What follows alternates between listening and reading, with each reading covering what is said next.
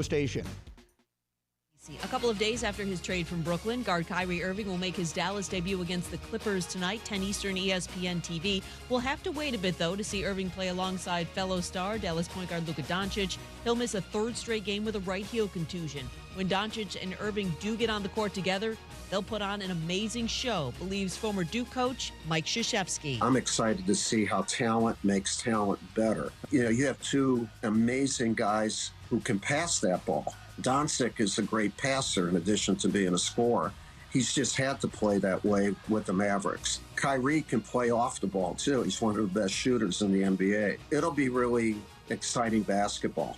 Mike Krzyzewski on Keyshawn, J-Will, and Max. NFL Chiefs coach Andy Reid telling reporters today quarterback Patrick Mahomes is close to full health ahead of Sunday's Super Bowl LVII matchup against the Eagles. He added that Mahomes can do just about everything despite his ankle injury. Mahomes said his ankle has improved since that win over the Bengals in the AFC Championship game.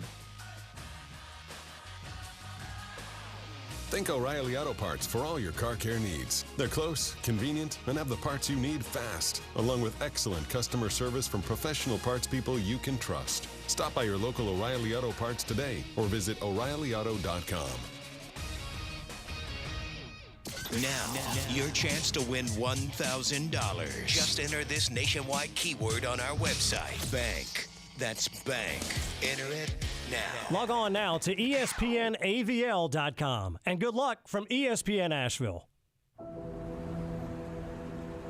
In the heart of Beer City, USA, two men, one journey to create a sports show unlike any other. Unfiltered, raw, and honest. One of them played a soccer goalie opposite Ben Stiller. The other once scored 6 points on Steph Curry. These guys know their shit. Let's go! Tank Spencer, Jeremy Greene, The Sportsocracy. Presented by Ingles Supermarkets. Low prices, love the savings. And Fred Anderson Nissan of Asheville. It is the Sportsocracy on ESPN Asheville, 92.9 FM, 880 AM, and 1400. The Sportsocracy heard everywhere on the iHeartRadio app, and we are seen everywhere on YouTube. Just go to thesportsocracy.com, click the live video link, subscribe to the channel so you can join us in the chat, and welcome in to a Super Wednesday. Oh, yeah. We're going to spend 3 hours breaking down LeBron James breaking the scoring record, right? Yeah, no. Oh, okay. No, we're not. So nobody cared? No. That's what I thought. That's the problem. To me, the problem is with records like this, long-standing career records, it's not special to me. I mean, it is special. Don't get me wrong. Like LeBron James, most points all time in the NBA, fine. But it's not like a special event. Like, it wasn't like when Kobe dropped 81. Remember how that was like, because it came out of nowhere. But these, we know it's coming. You've known all season long that at some point this season, LeBron James is going to break Kareem Abdul-Jabbar's scoring record. You knew within the last week when he was 120 points away that it was going to come. And last night, I knew when he was 36 points away, there's no chance they're getting out of here with LeBron not scoring 38 points. Well, and I'm afraid if you're a big NBA fan, it's headed down the same path that Major League Baseball is. And if you recall, when we first started doing the show together, I told you when I knew baseball had become irrelevant, and it was big things could happen, and no one cared. Mm-hmm. ESPN is trying to inundate you today with, well, LeBron breaking the scoring record is the biggest thing that's happened in the NBA in many years. Nobody cares. No. Look at the tweets. Look at the comments. I mean, they're telling you. No one cares. No. And if you look at the younger generation of the NBA, there's not a lot of hatred there. You got Ja Morant, Luka Doncic. Every other star in this league is 28 years old or older. Mm-hmm. And there's not a whole lot coming. I mean, Victor Wembanyama, but is that the guy that's really going to make us all go, yeah, NBA, let's go? No. I don't think so. No. We have seen the greatest career that we're going to see since Michael Jordan. And it fell off after Michael until you got LeBron, and I'm very sure it's going to happen again. And this time, I'm not sure you come back from it. Well, I mean, I don't know. When the Pro Bowl is in the same vein of your finals ratings, you're in trouble. As far as ratings go, yeah, I don't know that I ever foresee a heyday coming for the NBA again. Where they're throwing 15s in the finals. Right. It doesn't mean that it's not interesting. It's just we don't care as much as we used to as a populace. I mean, the NBA is fun. I love Luka Doncic. I love watching Luka. I love watching Giannis. I love watching the Joker. And I think Luka and Ja, and throw in Joker as well. Nikola but are Jokic, you drawing an emotional attachment to these guys? Not really. Do you know anybody who lives and dies by the NBA schedule? I have to be home to watch the Denver Nuggets on a Tuesday night. I know three. Like diehard NBA fans. The diehard NBA fans have to be there for every game. But for the most part, it's not consequential anymore. Like, we have become a football society that is dominated by football, and it does not matter. Where the NFL draft is going to draw more attention than the pivotal Game 7 of the NBA Finals. Yeah. It's a problem. And I noticed it. I had noticed it leading up to last night. I was curious to see how much of an actual reaction you were going to get, and it's been a tenth of what I thought it would be. Mm-hmm. But it's great. I mean, it's a great achievement. Kareem Abdul-Jabbar. I heard Greene earlier today. Every breath talking about how what an emotional moment it was when Kareem handed the basketball to LeBron, like passing the torch and blah blah blah blah blah blah. Nobody cared. Nobody cared. It's you keep telling us with your eyeballs and with your interactions and things like that what you care about, what you don't. Mm-hmm. And it's very obvious that, can we talk about the NBA during the playoffs? Yeah, mainly because it doesn't compete with anything else. Mm-hmm. The calendar of sports at this point is one of the most obvious things you'll ever see. You go NFL until about the middle of next week. Weird. When are we taking 2 days off? Yep. As soon as that's over. Yep. Then you slide into the tournaments, and basketball basically gets the month of March with a sprinkling of offseason. Then you go draft season, and then it's the great destitute wasteland that is the summer months. Mm-hmm. I mean, I remember when I started this little old radio venture doing a sports talk show on Saturdays on 570 WWNC. And that was one of the hot button topics when they tell you in the business, take the layup. When there's a topic and everybody's talking about the topic, just take the layup. Don't try to squeeze in some other stuff. Just take the layup and talk about what everybody else is talking about. And week in and week out, we would have the LeBron James versus Michael Jordan debate, and on and on and on and on and on. It got to a point where nobody cares anymore. We beat that horse so badly that now there is no argument in the NBA. There is no hot button issue in the NBA anymore. And now with LeBron breaking the Kareem record, you can still have that debate if you want to. But even now, does it really matter? But even now, you don't get the fervor for that. No. I remember 5-6 years ago, you would get the Jordan camp, you'd get the LeBron camp, and it would be a visceral argument. I haven't had that with anyone in years. No, because we all retreated to our corners. We went, okay, we're never gonna convince anybody otherwise.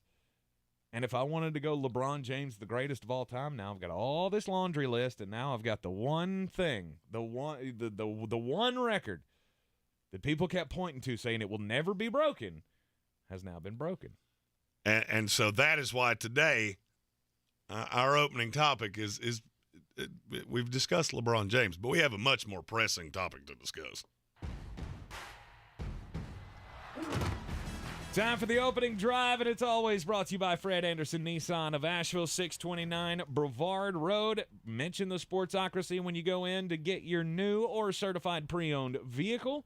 from Fred Anderson Nissan of Asheville. Mention our show name, The Sportsocracy, and they will give you $250 on top of whatever your trade-in is already worth. It's a hell of a deal for just being a member of the family. And whether you want a certified pre-owned like Tanks or a brand new Platinum Rogue like the one I'm currently driving, that I'm pretty sure will solve all of the problems in your life. That might be an over-dramatization, but it is one of the fancy-smanciest cars I think I've ever driven. And everywhere I go, people comment on this matte gray color that I've never seen on a car. And after a couple days, yeah, I've fallen in love with this color. Sharp. It's very sharp. Pretty. I love it. I absolutely love the color of it. I would really love for mine to be the color of the Platinum 2023 Rogue that he's been driving around. But I'm good with black. My black 2017 Rogue has treated me oh so nicely. And Fred Anderson Nissan of Asheville, they help keep me on the plan, and they help the family plan, and they help keep me on the road. And so now we have a pressing topic. Oh, good Lord! And it's going to be our daily draft today. And that is, what is the greatest halftime show of all time in Super Bowl history? Greatest Super Bowl halftime shows. Tank and I argued about this before the show vehemently because he has one that it's fine. It was the good. Greatest of all time. It's no. And it's not. I mean, it's not even really close. Oh no, it's close.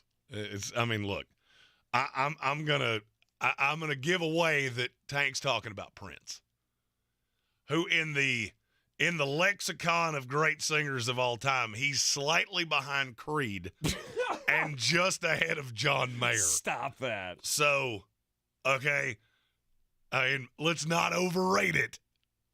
It was great. It was good. Yeah. I would have taken it in maybe the third or the fourth round of our draft. It's not the greatest of all time.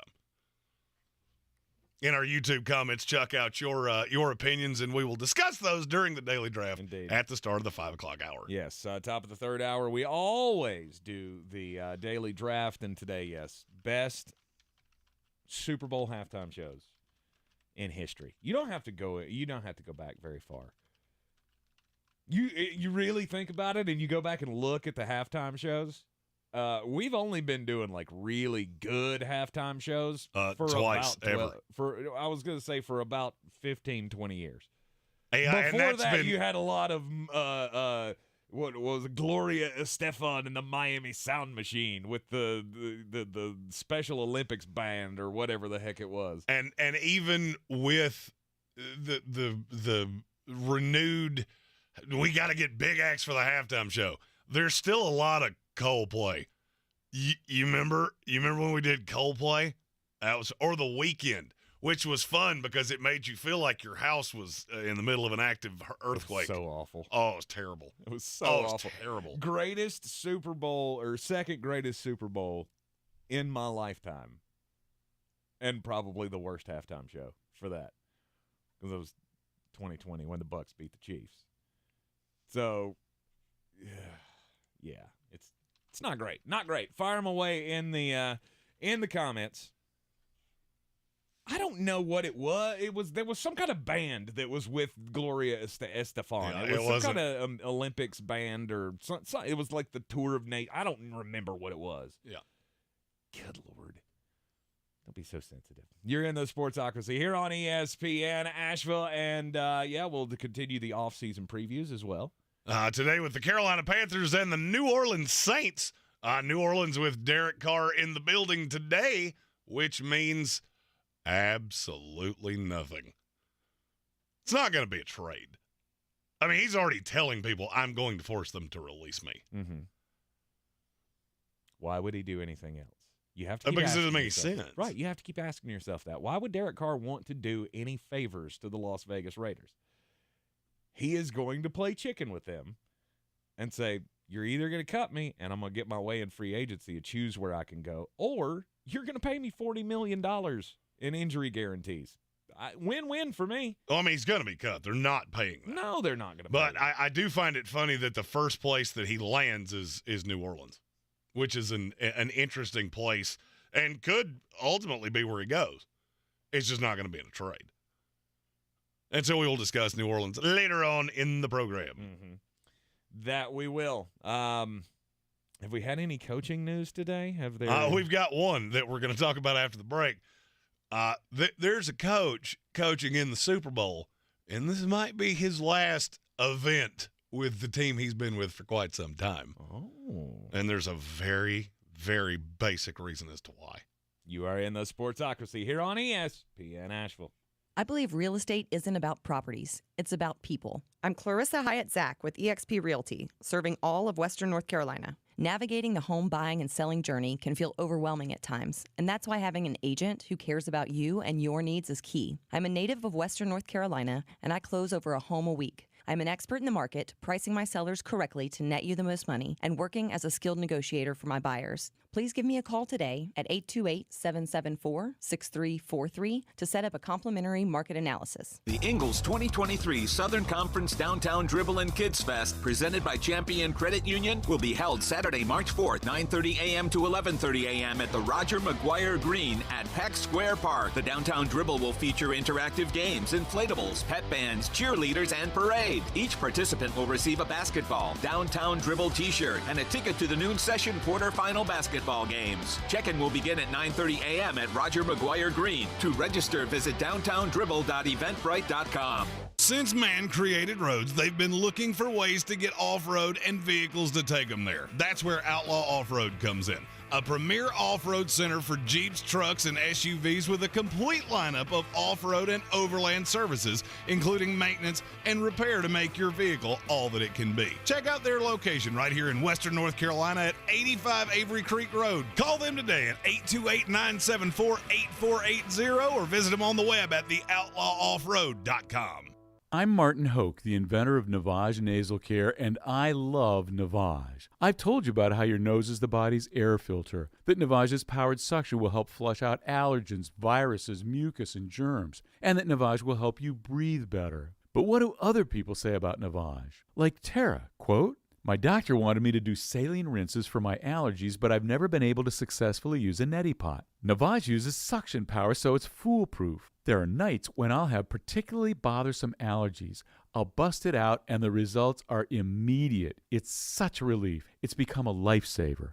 Unquote. She's one of over 100,000 online reviews praising Navage, the all-natural solution trusted by over 3 million people to help you breathe better, sleep deeper, snore less, and stay healthier without drugs. Navage is available at Walmart, CVS, Walgreens, Target, Rite Aid, and online. Navage, N-A-V-A-G-E, clean nose, healthy life. Live from Radio Row, it's Super Bowl week, and there's no better way to stay up to speed than with the Around the NFL podcast. Join me, Dan Hansis, and my buds, Mark Sessler and Greg Rosenthal, for the latest football news with just a touch of mirth. We've got the #1 football podcast in the world, and Rihanna is playing the Apple Music halftime show. Boom. It doesn't get much better than that, guys. Hang out with us live from Glendale, Arizona, all week long. Listen to Around the NFL on the iHeartRadio app or wherever you get your podcasts. I studied Spanish in college and never got fluent, but then I tried Babbel. Want the most effective way to learn another language? In just 15 minutes a day, Babbel's bite-sized lessons will have you learning another language in as little as 3 weeks. Babbel gets you speaking quickly about things you actually talk about in the real world. University studies have shown that using Babbel for 15 hours is equivalent to a semester of college Spanish. If you want to learn a new language, there's no better way than Babbel. Go to Babbel.com to try Babbel for free. That's Babbel.com.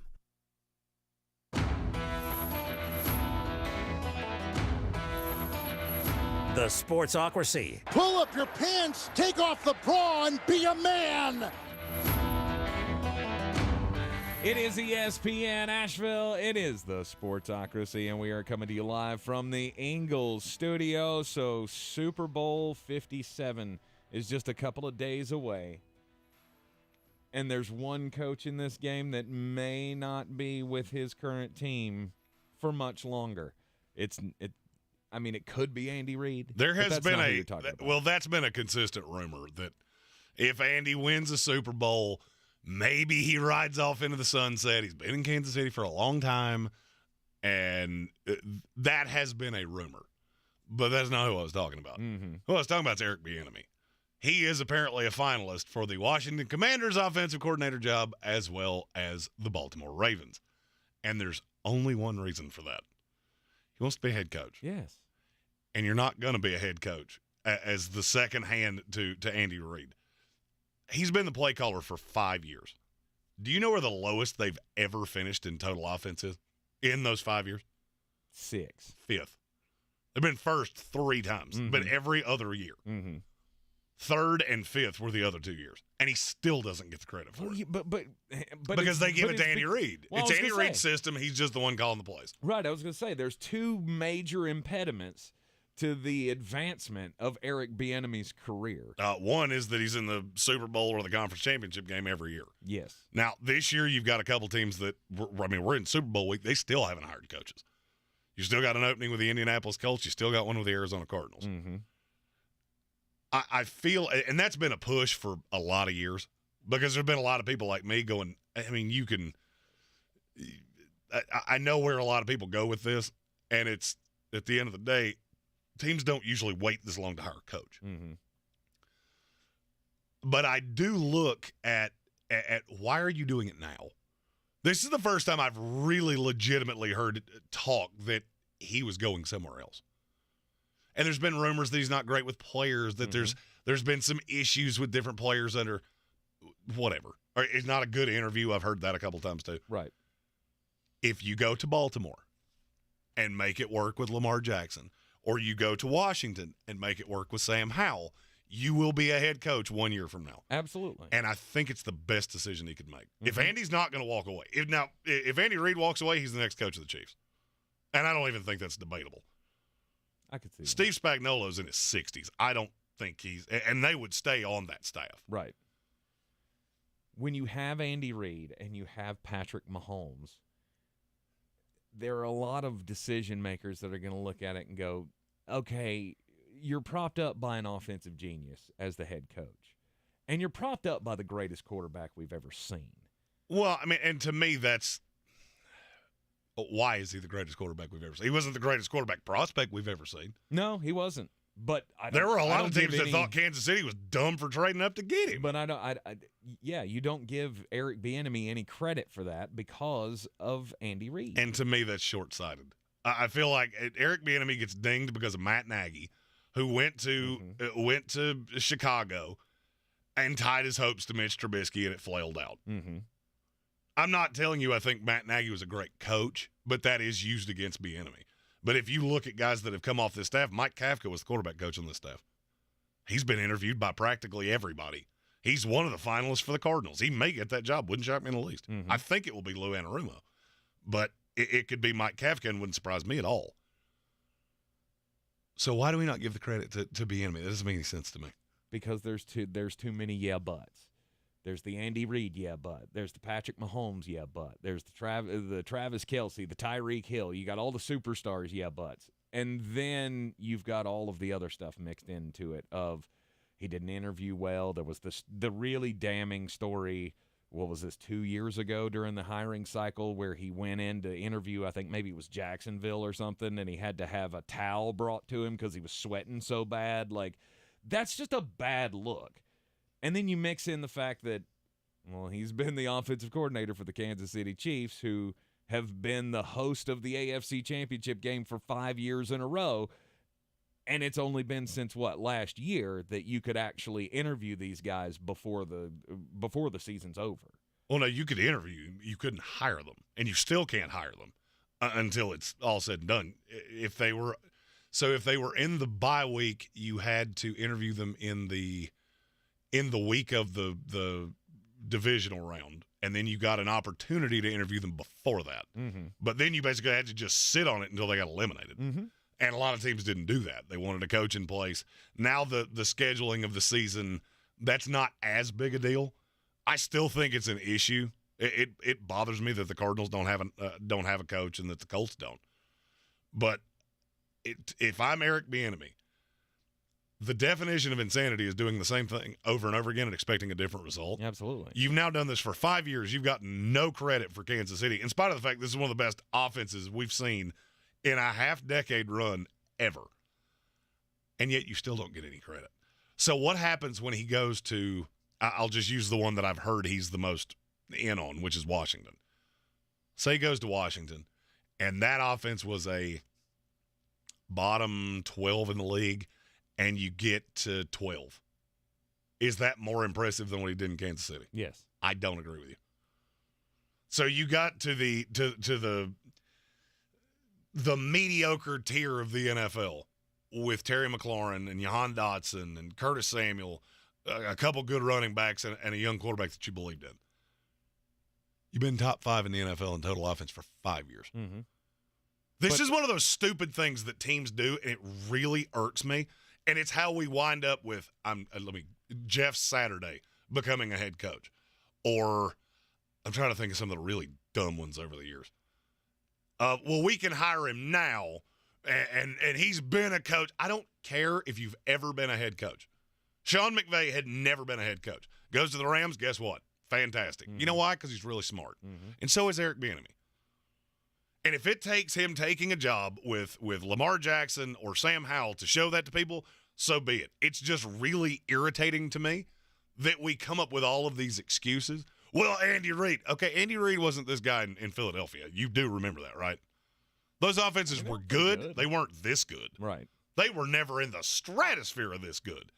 So all of a sudden he goes to Kansas City and becomes the savant of all offensive savants and could have any truck driver that you found at a rest stop calling plays and you think that's going to be just as good.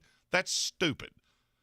And when I say it that way, it sounds really stupid. But this is the justification that I hear. Yeah, but Andy Reid had the offense was already pretty good when Alex Smith was there. And then Patrick Mahomes comes in and just changes the game. And I think a lot of people look at Eric Bieniemy like we've talked about so many other coaches ever since Jim Harbaugh said it about Ryan Day. You're born on third base, and you think you hit a home run. And so that's just not what I see here. Who you want to give the credit to? Okay, the fact that all right. So let's just say that it's all Andy, and basically all Bieniemy does is carry around a play sheet and tell you what play to call. He's still been doing this for 5 years at the right hand of the smartest guy in this league. So you get no credit for that because Matt Nagy was a moron. Okay, then. And I'll be honest with you, I don't even think he was that bad a coach. He just tied himself to a quarterback that was really limited. Mm-hmm. And he had 2 Pro Bowlers selected behind him, which made it look worse than it was. Yeah. Oh, and by the way, the Chicago Bears have been a historic train wreck for the last 40 years. Mm-hmm. So all of those things are held against Eric Bieniemy. And now he has to take another lateral move just to put himself in a position to be a coach a year from now. Yeah. Meanwhile, Todd Bowles got a second shot. Mm-hmm. It hasn't really made sense to me all these years why Eric Bieniemy hasn't gotten his shot. The only thing that I can keep coming back to is the yeah buts. And, I could do that with anybody. Mm-hmm. I could do that with absolutely I've anybody. I've been top 5? Okay. Well, you've also had the, number 1, number 2 greatest assembly of talent in the last 5 years in the NFL. And I would argue that my argument to that would be, look, he doesn't this year. He's got Travis Kelce and a bunch of 2s. Still the number 1 offense in the league. Got a 6th-round rookie as your running back. Yeah, your line's fantastic, specifically in the interior. You've got good tackles. It doesn't matter. The 2 consistents or 3 consistents here have been Pat Mahomes, Andy Reid, Eric Bieniemy.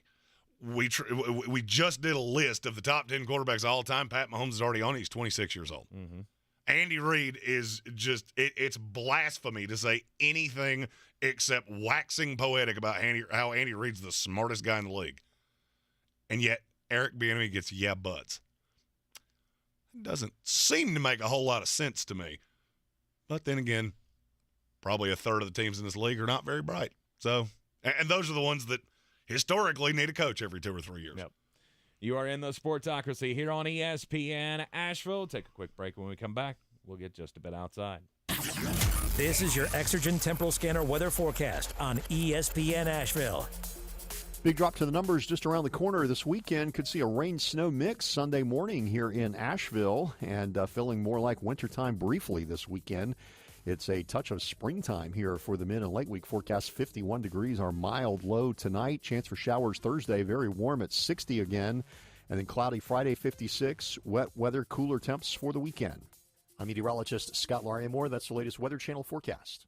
This report is sponsored by Staples Stores. Right now during Staples Sit-a-thon, select chairs are more than 50% off, like the leather Vortex gaming chair, now just $119.99. Offer ends 2/11 while supplies last. Staples, the working and learning and savings store. Guys, this Valentine's Day, give her the next best thing to wearing nothing at all. Available exclusively at Pajamagram. Sexy, sultry, naturally nude pajamas feel just like her soft skin. Even more alluring than lingerie, the texture and touch of these pajamas is so seductive that you'll both love the feel of them. Leave nothing to the imagination with naturally nude pajamas.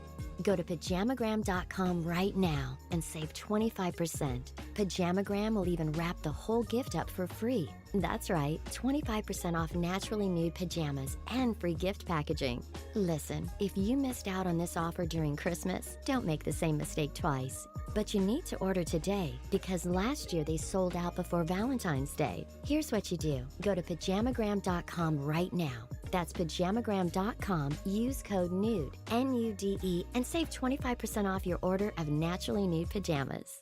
Order now.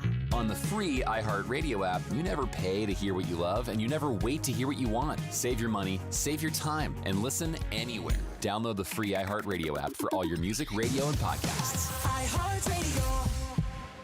For more information about contests on the station, log on to espnavl.com. Make 2023 the year that you change your life and you win that battle with your weight problem. It can happen for you. I mean, I've said this time and time again in my life. I'm going to do better this year. I'm going to lose the weight. 2022, that was the year for me. The PhD weight loss program helped me lose more than 90 pounds last year. PhD's the way to go. Many people in the new year say, new year, new me. The only problem is that they use a lot of the same tendencies, which leads to new year, same you.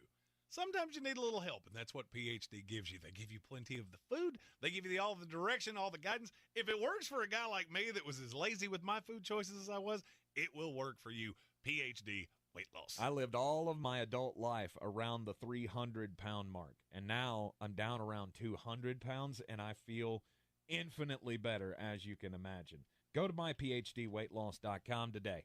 It's myphdweightloss.com. Everyone's heard about the housing market and this being the best time to sell a house in years. But the same thing applies to cars. Whether you're looking to buy a car, trade in, or sell that car in the driveway collecting dust, Fred Anderson Nissan of Asheville wants to buy your car. They have 2 on-site managers that work with Kelley Blue Book to give you top dollar for your vehicle. You can even have your car appraised instantly at AndersonNissan.com. Stop in and visit them today at 629 Brevard Road in Asheville or call them at 828-365-1663. Boy, you must be outside your mind. The Sportsocracy. Just a bit outside. He tried the corner and missed. It is ESPN Asheville. You are in the Sportsocracy, and ESPN Asheville is your home for North Carolina Tar Heels basketball, and that's where I'm going to start with my just a bit outside today because this has been the biggest letdown of a season for Tar Heel basketball in several years. I mean, I get there have been down years. There were the Matt Doherty years, obviously. There was a couple of years ago where, lost a lot of talent to the NBA, and you didn't have the studs, the horses, like right at the end of the Roy Williams tenure. But this was a team that came into this season ranked preseason number 1, expected to go all the way because they were just so close in the national championship game last year against Kansas. And now they fell last night on the road at Wake Forest. Steve Forbes has done a hell of a job with the Wake Forest Demon Deacons. There's no question about it. Sexiest coach in America. Just ask him, he'll tell you. Right. In 3 years, he has turned them into a good ACC basketball program. Not a world beater, not a perennial top 25 team, but they're a good team in the ACC. He's crushing the transfer portal. Yes. And Tyree Appleby is really, really, really good. Yes. Apparently that was news to Hubert Davis because he didn't figure it out until about, 2 minutes left to go in that game. Mm-hmm. Last night was probably one of the worst games that I've seen the Tar Heels as a whole, as an organization, as a school, play. It was the biggest halftime deficit in 15 years. You were down 22 at the half to Wake Forest. There was only one player on the team who hit more than one basket in the first half, and that was Armando Bacot. Caleb Love was 0 for 9 in the first half. He ended up having like 24 points, but it was just all 9 of time. 25 from the field, and he hit 3 or 4 3-pointers in the last handful of minutes. Right. It was all garbage time. It's a major disappointing season for the Tar Heels. The story that came out of last night to me was Armando Bacot reportedly goes into the locker room after the game and stood up in front of the entire team and basically said, GTFO. If you don't want to be here, leave now. That's a major problem, guys. Tar Heel fans, you're trying to find that hope for the rest of the season of, we just flip the switch and turn this back into a Final Four team again. The talent is there. Well, if you're not careful, you're not going to make the tournament. Exactly. So, there's no Final Four when you're playing in the NIT. Exactly. But when your star player has to go into the locker room and say, look, if you don't want to be here, just leave, you've got major, major problems. I don't see anything being resurrected for this Tar Heels team, and I think this probably will go down in history as the greatest letdown of a season. Speaking of great letdowns, my story is from the Miami Hurricanes. Their first year under Mario Cristobal could be described as one of the great letdowns of all time, which ultimately led to them doing what? Firing virtually everybody. Both coordinators, Josh Gaddis is out, and they had an opening at defensive coordinator. Chris Hampton, they fire the defensive coordinator. Kevin Steele leaves and goes to Alabama. They didn't fire him. He left because he didn't want to be attached to Miami anymore, and frankly, I don't blame him. So they have an opening, and now they've announced that they're hiring Lance Guidry. He's the defensive coordinator at Tulane. That wouldn't usually be noteworthy. How many games has Lance Guidry worked at Tulane? 20. It's 0. He just took Tulane's job 3 weeks ago. He was the defensive coordinator at Marshall, and he took over for Chris Hampton, who left and took the defensive coordinator job at Oregon. Lance Guidry had to pay $500,000 for a job that he never even reported to. Wow. He had only been in the building twice. But how? How in the world have we gotten to this point? And look, you had a story about Jim Boeheim yesterday, and he's a crotchety old man. But in terms of what he said about where we're at with the wild, wild west of college athletics, he's not wrong. No. And this is just another indicator of it. Little Tulane that has a good year, they get to a New Year's Six, and they go, so you lose a coach. That's what happens. New Year's, those Power 5 schools, when you have a good year, you're going to lose guys to bigger schools. Just the way it is, they have more money than you. So they go get a good coach from a school smaller than them. That guy gets pilfered 3 weeks later. Jimbo Fisher did the exact same thing with Bobby Petrino. It's a joke. It's a joke. And I'm telling you right now, the college side of this, I'm going to keep saying it until it's at 100% true. We're going to come to a day where college football doesn't look anything like it has for the last 100 years. It's going to become some weird blob of, I'm not going to say unwatchable because the product's still so good, but all of the other things are so bad. College basketball is where it's the most obvious. But then you see little things about like this in college football that are just, how in the world are we allowing this to go on? I just don't see a path where the product in college football is going to be bad. Oh, no, the product's good. Because you're always going to have the next big guys. It's part of the machine. As much as the NCAA doesn't want to admit it, they are part of the pro football machine. They're basically the minor league for the NFL. They are the feeder system. And as long as we care about the NFL at the rate we do, it's not going to affect the product on the field on the high side. Mm-hmm. The problem is that, and I could give you a few examples of this.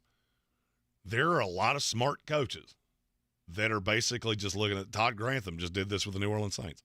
He could have been a defensive coordinator in a couple places. Alabama was one of the places he was talked about. Didn't even want to talk about it. Mm-hmm. I'm going to go be the linebackers coach for the Saints or the D-line coach or whatever it is. I don't want to deal with this. Yeah. I don't want to deal with the headache of the transfer portal and the headache of losing a coach every 15 seconds. I'm good. And at some point, that's going to have an effect. Yeah, I mean, but I think it'll have more of an effect of how these prospects are prepared for the next level. When you lose so many smart people in the college game, you're obviously going to see the skills regress, the preparation regress, but it's still going to be a fantastic product. Well, I'm not seeing the development of the next tier of coaches. I mean, you look at the highest ends of college football, outside of Kirby Smart and Lane Kiffin, how many of these high-end coaches are under 55? Mm-hmm. Because it's not many. Notice I did intentionally leave out Dabo Swinney right there. You just don't have a lot of it's unsettling to me. And of course, the NCAA they don't seem to care. It's fine. Again, what are you going to do? Legislate it. I've gotten to the point that the NCAA feels like that crappy parent that feels like they can't discipline their children. And so they're setting fires in the bathroom, and they go, well, what are you going to do? I got 3 or 4 ideas. One of them I probably shouldn't say out loud, but I got some ideas. Right. You're still the boss here. You get that, right? You're the parent. They're not supposed to be your friends. You're the ones that keep them from, getting hurt. And that's where I'm at with the NCAA. This has become the family dynamic with just a slew of bratty kids that you refuse to do anything about. Mm-hmm. But the NCAA doesn't have any teeth, and we all know it. You can. It's all been going downhill, and, I mean, you can. Sure. Could they reach out and try to slap the death penalty on Florida for the illegal recruiting of... They don't even seem to care. Jaden Rashada. I mean, they could. But what's the Your point? membership institutions aren't even following the small little itty-bitty rules that you put on this. Because why would they? We've seen... Well, if you're not going to punish them, then I agree with that. And where it all went to pot, where it all fell apart, it's the AFAM scandal at Carolina. When that ended with nothing being done... I don't agree with you. I could give you 20 of those. That's not how we got here. If this was like a 5-state, I don't think it had anything to do with it. I could give you 20 of those scandals where nobody got touched. Miami had recruits on a boat with prostitutes and didn't get dinged. I think that had more of a role than the AFAM scandal at Carolina. I mean, I could give you 20 of those. How many athletes do we know that played at high-level college institutions that went, I had classes that I never stepped foot in? Mm-hmm. I'm not breaking news here. No. That's not new.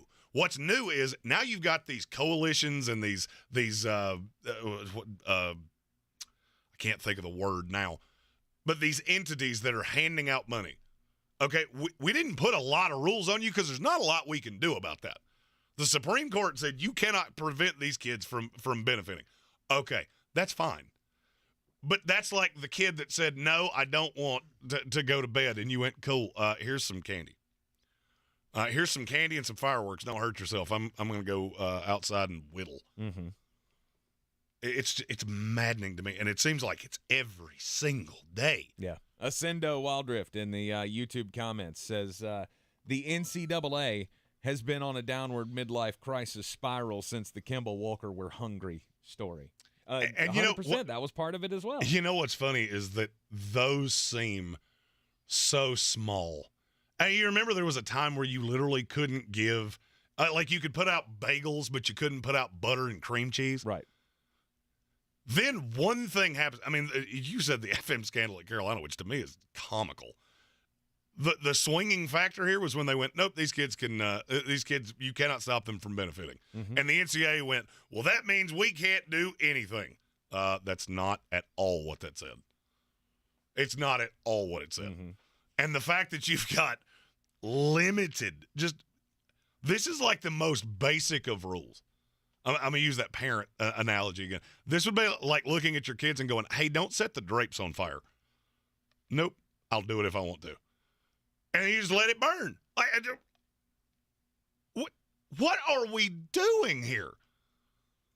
And that extra COVID year, that would be the one that really sent this into the stratosphere. The extra COVID year and the you can transfer anytime you want to, no penalty whatsoever. Mm-hmm. This is what we have gotten to a point in society where this is what we do. You get upset about something, and we rally around the cause and go, you're right, we need to do something. And then we go all the way to the other side. Mm-hmm. We didn't do it this way for a long time for a reason, because it didn't make any sense. Well, now you've been given a hand. There's nothing you can do about that. Mm-hmm. But you can at least have the IQ of a bottle of salad dressing to not go, oh, this is fine. Yeah. It's sad when Jim Boeheim is the voice of reason with that. Now, did I agree how he said it? No.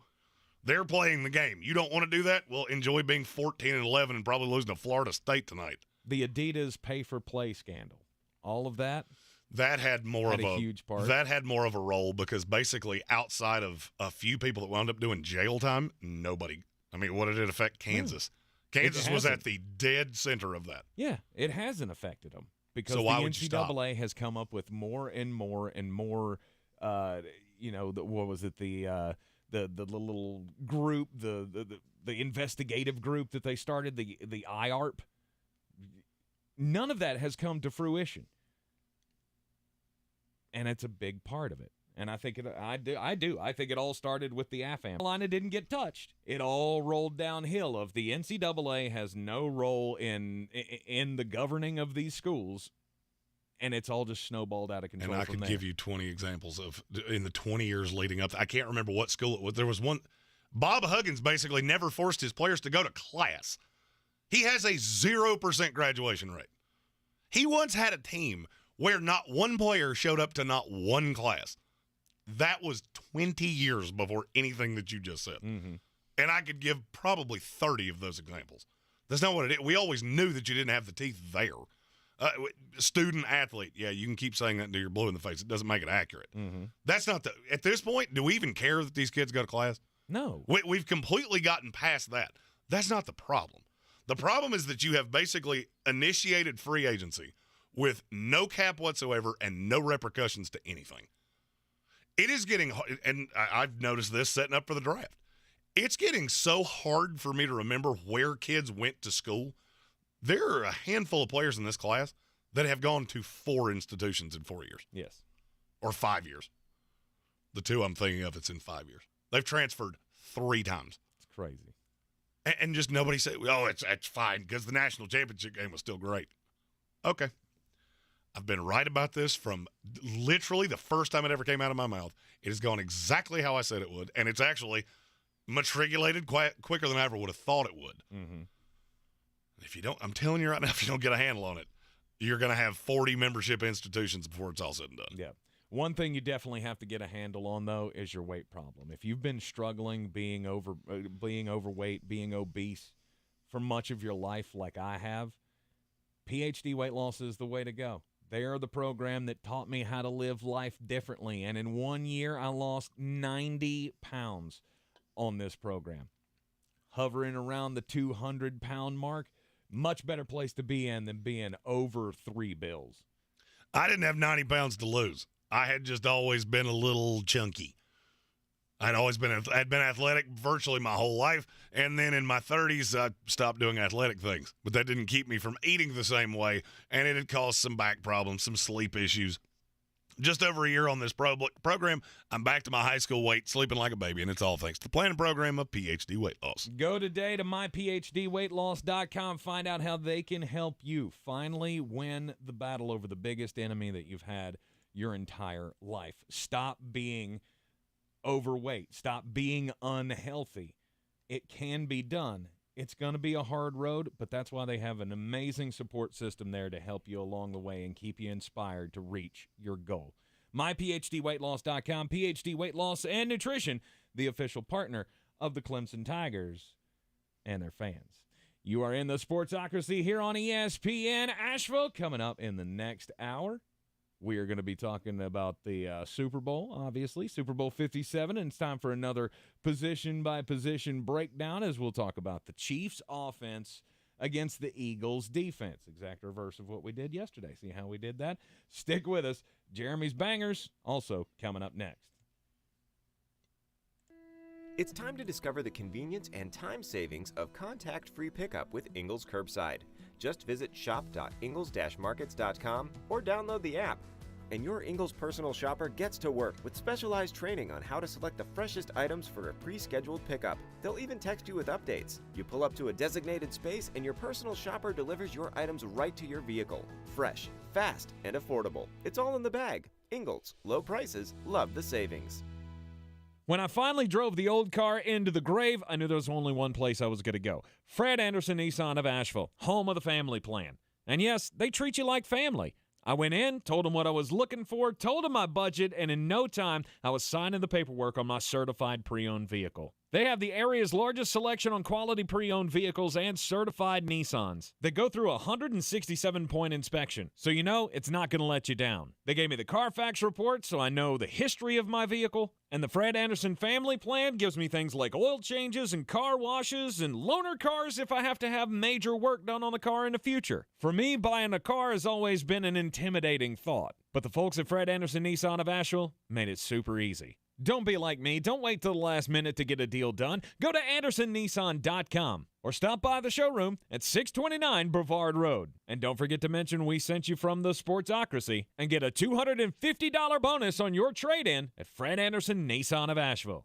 Tired of getting dinged by monthly fees on your checking account? You need Simple Checking from Home Trust Bank. With Simple Checking, you get all the essential checking services for free, including 100% online access and a free Visa debit card. It's everything you need from a checking account, but no hoops, no surprises, no monthly fees. Stop by today or call 800-627-1632. Simple Checking at Home Trust. Ready for what's next. Member FDIC, Equal Housing Lender.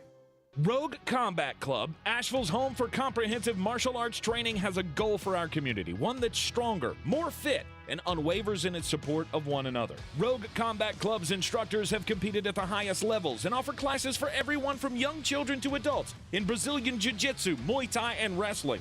Rogue Combat Club classes can help you boost your self-confidence and self-defense skills while weeding out the egos and intimidation found at other gyms. Join today at RogueCombatClub.com. This week at Macy's, find Valentine's Day gifts for all your loves, like fragrance gift sets they'll adore. Plus, take an extra 15% off with your coupon or Macy's card, on top of beautiful jewelry finds, now 35 to 70% off, and 25% off decadent chocolate from Godiva. Macy's Star Rewards members earn on every purchase except gift card services and fees. More at Macys.com/Star Rewards. Savings off sale and clearance prices. Exclusions apply. I studied Spanish in college and never got fluent. But then I tried Babbel. Want the most effective way to learn another language? In just 15 minutes a day, Babbel's bite-sized lessons will have you learning another language in as little as 3 weeks. Babbel gets you speaking quickly about things you actually talk about in the real world. University studies have shown that using Babbel for 15 hours is equivalent to a semester of college Spanish. If you want to learn a new language, there's no better way than Babbel. Go to Babbel.com to try Babbel for free. That's BABBEL.com. Coffee closes on. Get them the money. Then when you get the money, you get the power. That watch costs more than your car. Then when you get the power, then you get the woman. My biggest takeaway from last night, wow, North Carolina is awful. And I'm not sure they even belong in the tournament. The Fighting Steve Forbes demolished them last night, even if the final looked close.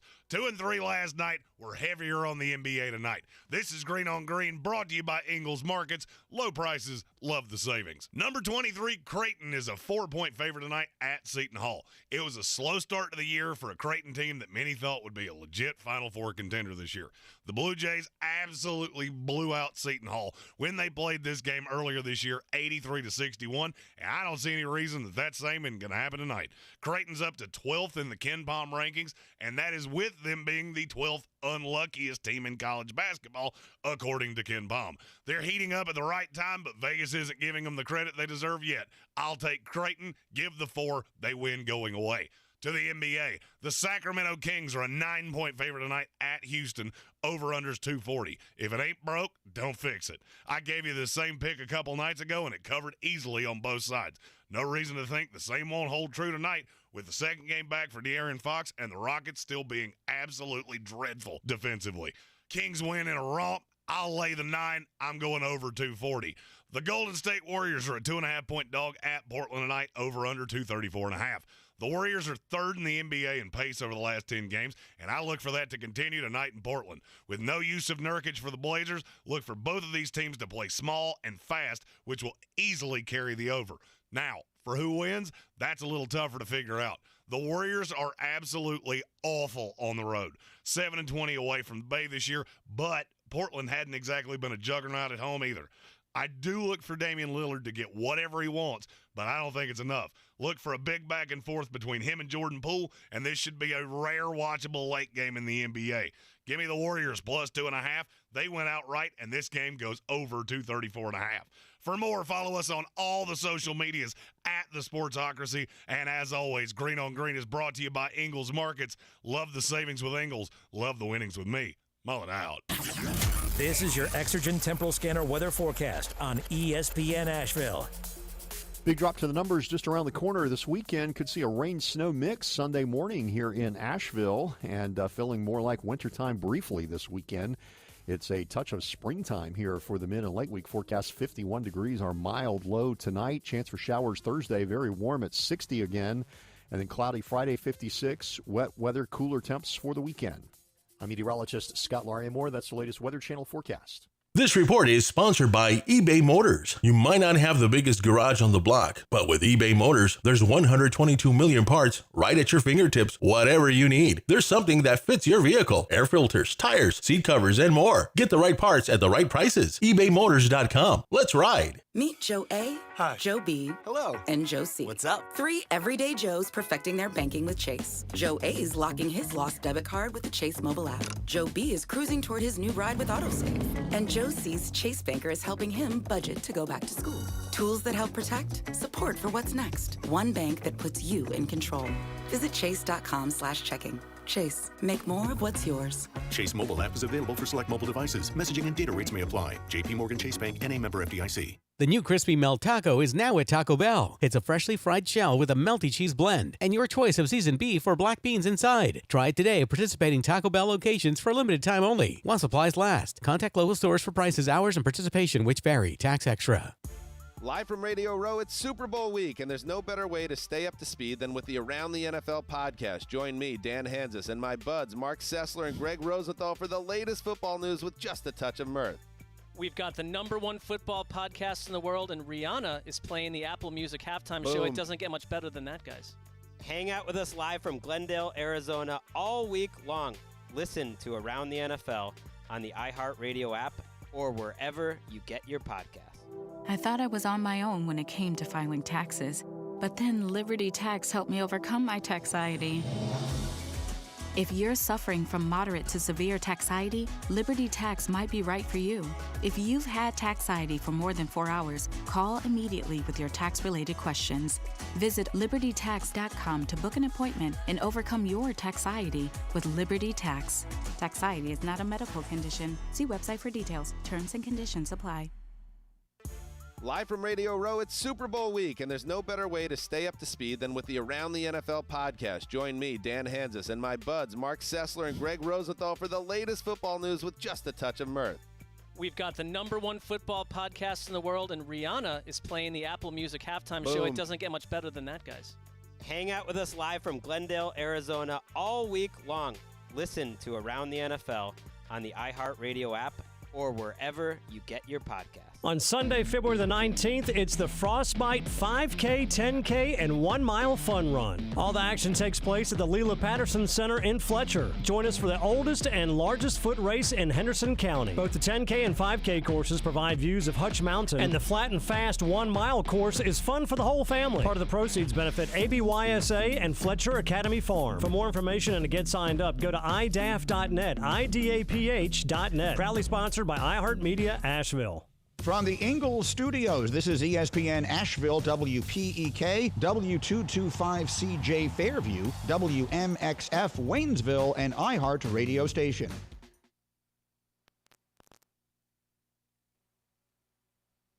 This is SportsCenter.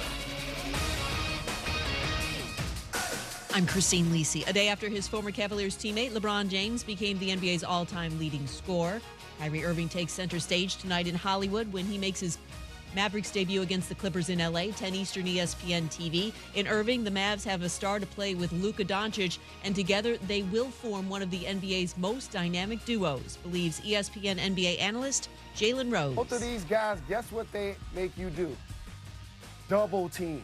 And you can't double team both of them on the same play at the same time, which means they're going to be able to go one-on-one on a nightly basis. And it's going to be a nightmare for defenses. One of these guys is going to score 35 points every night. Doncic tonight is out a third straight game with a bruised right heel. ESPN's Andrew Lopez reporting Pelicans forward Zion Williamson out through the All-Star break with an injured hamstring. At his annual Wednesday news conference before the Super Bowl, NFL Commissioner Raj Goodell said today NFL games will now be flexed on Monday Night Football next season, and there could be further flex scheduling on the horizon, even on Thursday nights. When you're trying to find quality candidates, all the searching, screening, and interviewing can become a job itself. You need Indeed, the all-in-one platform that makes it easy to interview, screen, and hire quality people. Visit Indeed.com/credit. Now, your chance to win $1,000. Just enter this nationwide keyword on our website. Pay. That's pay. Enter it now. Log on now to ESPNAVL.com. And good luck from ESPN Asheville. He's a degenerate gambler. You are a smelly pirate hooker. And he's cheaper than oxygen. He's useless. But somehow, they make it work. Jeremy Greene, Tank Spencer. There's no holding back in the Sportsocracy. Presented by Ingles Supermarkets and Fred Anderson Nissan of Asheville. Live in the Ingles studio on ESPN Asheville, 92.9 FM, 880 AM, 1400. And everywhere on the iHeartRadio app. We are the Sportsocracy. Don't forget to see us every time we're live here in the Ingles studio on YouTube. Just go to thesportsocracy.com. Click that live video link. Subscribe to the channel. You can join us in the chat. Plus, you get those alerts whenever we are live. And it is Super Bowl week. We continue our breakdown of the game as the Kansas City Chiefs and the Philadelphia Eagles will kick it off at 6:30 on Sunday. And don't forget, you can join us in the Sportsocracy at the Village Porch, 41 North Merriman Avenue. We will be hanging out there in the afternoon, all through the evening, throughout the halftime show as well. I may need silence for that. Oh, good Lord. I may need silence. My girlfriend's going to be on the halftime show, and I need some respect. Okay? I can't wait for the Rihanna halftime show. Really looking forward to 2 years from now when we get Taylor Swift. That'll be awesome. Best halftime shows is what we're going to be doing in the daily draft today at the top of the 5 o'clock hour. And Tank somehow has already lost, and he's only made one pick. Not true. Not even kind of true. It's almost hard to wrap your brain around. And I can't wait to see how long it takes before he takes Coldplay or the Red Hot Chili Peppers. It won't be long. It won't be long. Ugh. Greatest halftime shows of all time. Daily draft coming up at the top of the 5 o'clock hour. But let's talk about the actual game. So yesterday we talked about the Eagles offense against the Chiefs defense. Now today, let's do the flip side. Chiefs offense against the Eagles defense. The Eagles defense is number 2 in the league, behind the San Francisco 49ers. And it's weird how easy that is to do when you play the New Orleans Saints and the Chicago Bears and the Tennessee Titans and the Indianapolis Colts and the Houston I could keep doing this, but I think you get my point. Mm-hmm.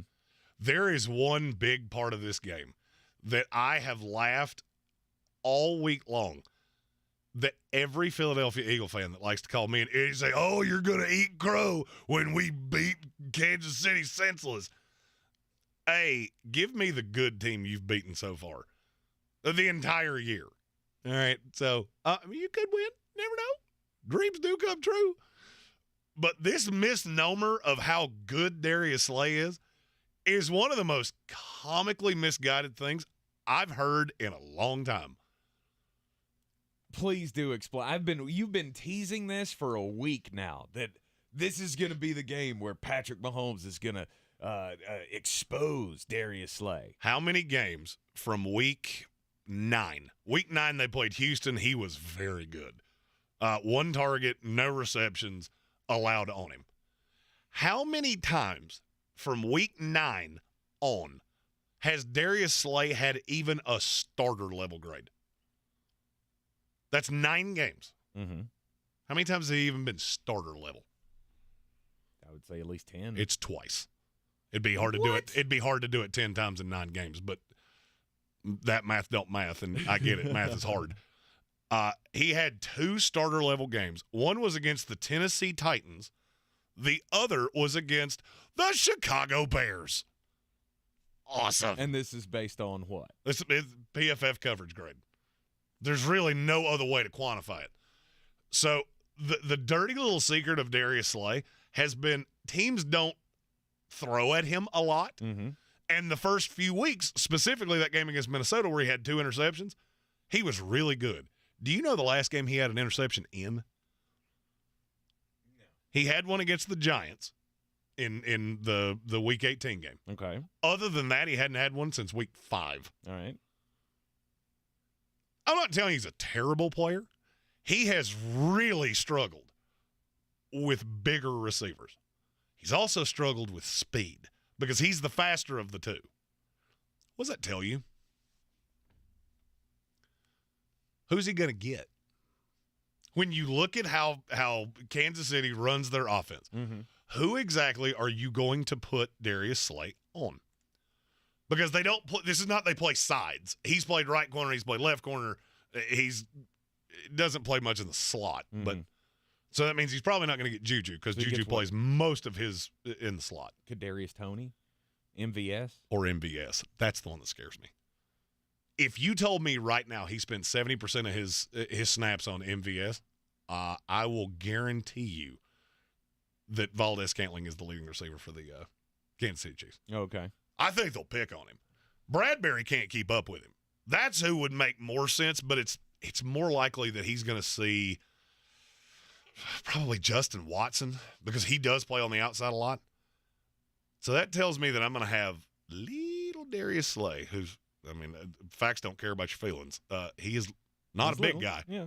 MVS is 6'4", 210, and runs about a 4.38 40. Mm-hmm. Good luck with that. Good luck with that. And they really don't like providing safety help. Mm-hmm.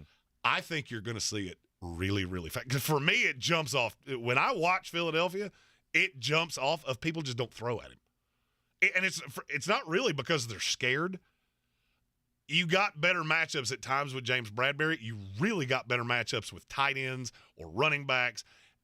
And you never played really good. Do you know the list of quarterbacks that they played the entire year? It's a whole lot of Daniel Jones and Andrew Dalton and Dak Prescott. That's the high side. Yep. Justin Fields, Malik Willis. There Kirk wasn't Aaron Cousins. Rodgers in there. There was a Kirk Cousins in there. In week 2. In prime time, and Kirk Cousins was absolutely awful. Mm-hmm. Now, I'm not sitting here telling you that had nothing to do with Philadelphia, but this misnomer that Darius – I had somebody tell me the other day Darius Slay was the best corner in the NFL. He's one of them. And once I got done laughing, I realized, oh, good Lord, you were serious. Because that is really, really, really, really wrong. He is one of them. Big play Slay. He is he's a very physical corner. Big play Slay with love the way he 4. plays. He has 4 interceptions the entire year. So, I mean, that's not big play Slay to me. That's I've seen what he is for many years. And I'm not telling you he's not good. No. There's just this misnomer that, Philadelphia's got these 2 lockdown corners. No, they have a really good pass rush, and they have played some horrendous lines. Now, you were talking yesterday about Kansas City using the wide 9. They barely ever do that. Philadelphia does. And I will say, I think Philadelphia has an advantage on the ends. When it's Andrew Wiley, Orlando Brown against a slew of pass rushers, whether it's Hassan Reddick, no matter Graham. Doesn't matter who they throw at you. Yeah. They have some really good pass rushers. The problem is nobody has heated up Pat Mahomes all year long. Oh, they've given up so many pressures. Yeah, what do they result in? That's the problem with Pat Mahomes, is that I told you yesterday how discrepant Jalen Hurts was under pressure. Yeah, Pat Mahomes doesn't have that problem. Because he's got over a 90 quarterback rating when being pressured. I'm not telling you he's better under pressure, but he's better under pressure than practically any quarterback in the NFL. Mm-hmm. And I just don't think you have these 2 stalwart corners that everybody makes this out to be. Yeah, see, Philly, the podcast, you know what? That's points. Slay's like number 8 or 9 in the top 10 corners. Sure. I would agree with that. Sure. I would 100% agree with that. The problem is that Marquez Valdez-Scantling is like the definition of the receiver he can't deal with, and you don't have another opportunity.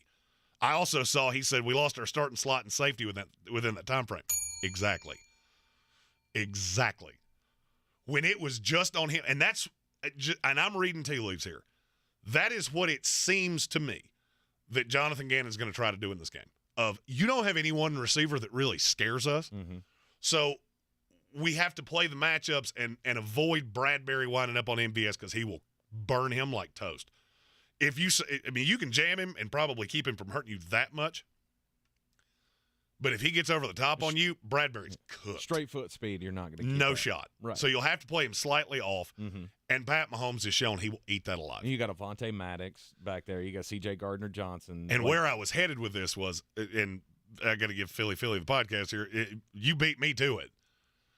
When he didn't have the safety help, he didn't look like the same guy. You can't have safety help with with Kansas City. They will kill you.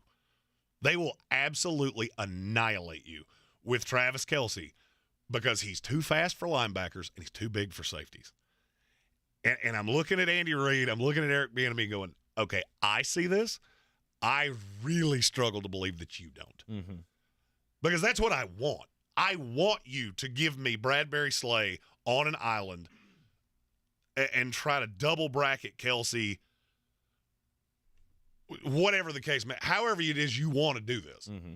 If you're going to try to shut down Travis Kelce, that's cool because this is what Kansas City's done all year long. I don't care about your 2 corners.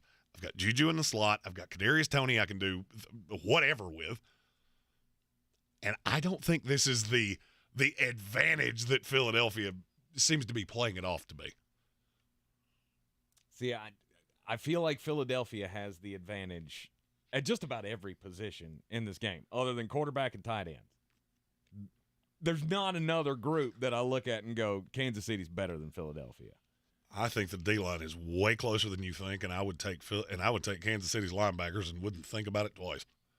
Nick Bolton's better than anybody you have. And I agree, but it's still the weakest group. It's the weakest group that both teams have. I don't know. Obviously, I'm not I don't have the crystal ball to tell you how this is going to go. I look at Philadelphia, I realize they didn't play a great schedule this year. They played an awful schedule. I get it. But they were still pretty damn dominant all year long. And I don't know that it's that big of a change that they're going to have to face a top offense. So you don't think there's a big difference between the New Orleans Saints and that's not what I'm saying. What I'm saying is I don't think it's going to matter that much. This system still works regardless of the power of the offense you're going against. And see, that's what's getting me. Is okay. So I'll give you an example. if I buy a new car and I tell you how fast this car is, and the only thing I ever race are Huffy bicycles and kids on skateboards, are you really seeing how fast this is, or am I just faster than something that can't keep up with me? I haven't seen you do this all year. But look what they did against Justin Jefferson. Go back and watch that tape. Mm-hmm. It wasn't that Justin Jefferson wasn't open. They got in his face, they got in his head, and then they got in Kirk Cousins' head, and he couldn't do anything. I'll give you credit. That was a brilliant game plan. You're not doing that to Pat Mahomes. I saw Philly Cheesesteak in the comments said Marquez Valdez-Scantling is washed. Okay, let's play a fun game. There have been 2 teams that Kansas City has played this year that in terms of the makeup of the defense, they look similar to me. Okay. San Francisco, Cincinnati. In terms of how they're going to defend me. Okay. Do you know what Marquez Valdez-Scantling did in those 2 games? What's that? He had 6 catches for 116 yards and a touchdown against Cincinnati. Mm-hmm. He had 2 for 71 the first time they played, and he had 3 for $111 against San Francisco. Yeah, that's exactly what I wanted to hear somebody say. Well, none of these receivers are any good. That's the point. Your Darius Slay is great when you have a Terry McLaurin or somebody that's vaguely his size, and I know exactly what I'm doing. I don't have to throw at Darius Slay if I don't want to, but if I get the matchup I want, I know that safety is shielding over on Travis Kelce, and he's one-on-one. Slingshot, engage. MVS, go. Go fast, go now. And I'm going to do it early, and then I'm going to put you on your – because all I've got to do is get up. If I'm Kansas City, this is the way I've looked at this game the entire week. And you know what? I could be wrong. I've been wrong before. But if you're telling me Kansas City gets the ball, they come out and score quick, Philadelphia goes 3 and out, Kansas City goes down, scores again, this ball game's over. They go down 14-0, this game's over, and it could get ugly. I would agree with that. Because and that's Andy Reid's whole goal. Yeah, because you're taking Philadelphia out of their game. Because they win one way. Yeah. Kansas City doesn't do that. No matter what you give me, I can take advantage of that. Now, there are game scripts where I'm completely wrong, and I'm not egotistical enough to tell you that I don't see the possibility that it goes that way. This becomes a back and forth. Philly really tries to grind this out. The problem is I've looked at this as, all right, let's say I'm calling the plays. I'm going to go at Darius Slay as quickly as I can. The first shot I get, I'm going to take a shot on him. And so help me God, you put 7 guys in the box. I'll call out that I'm going to do it because I don't think there's anything you can do to stop me.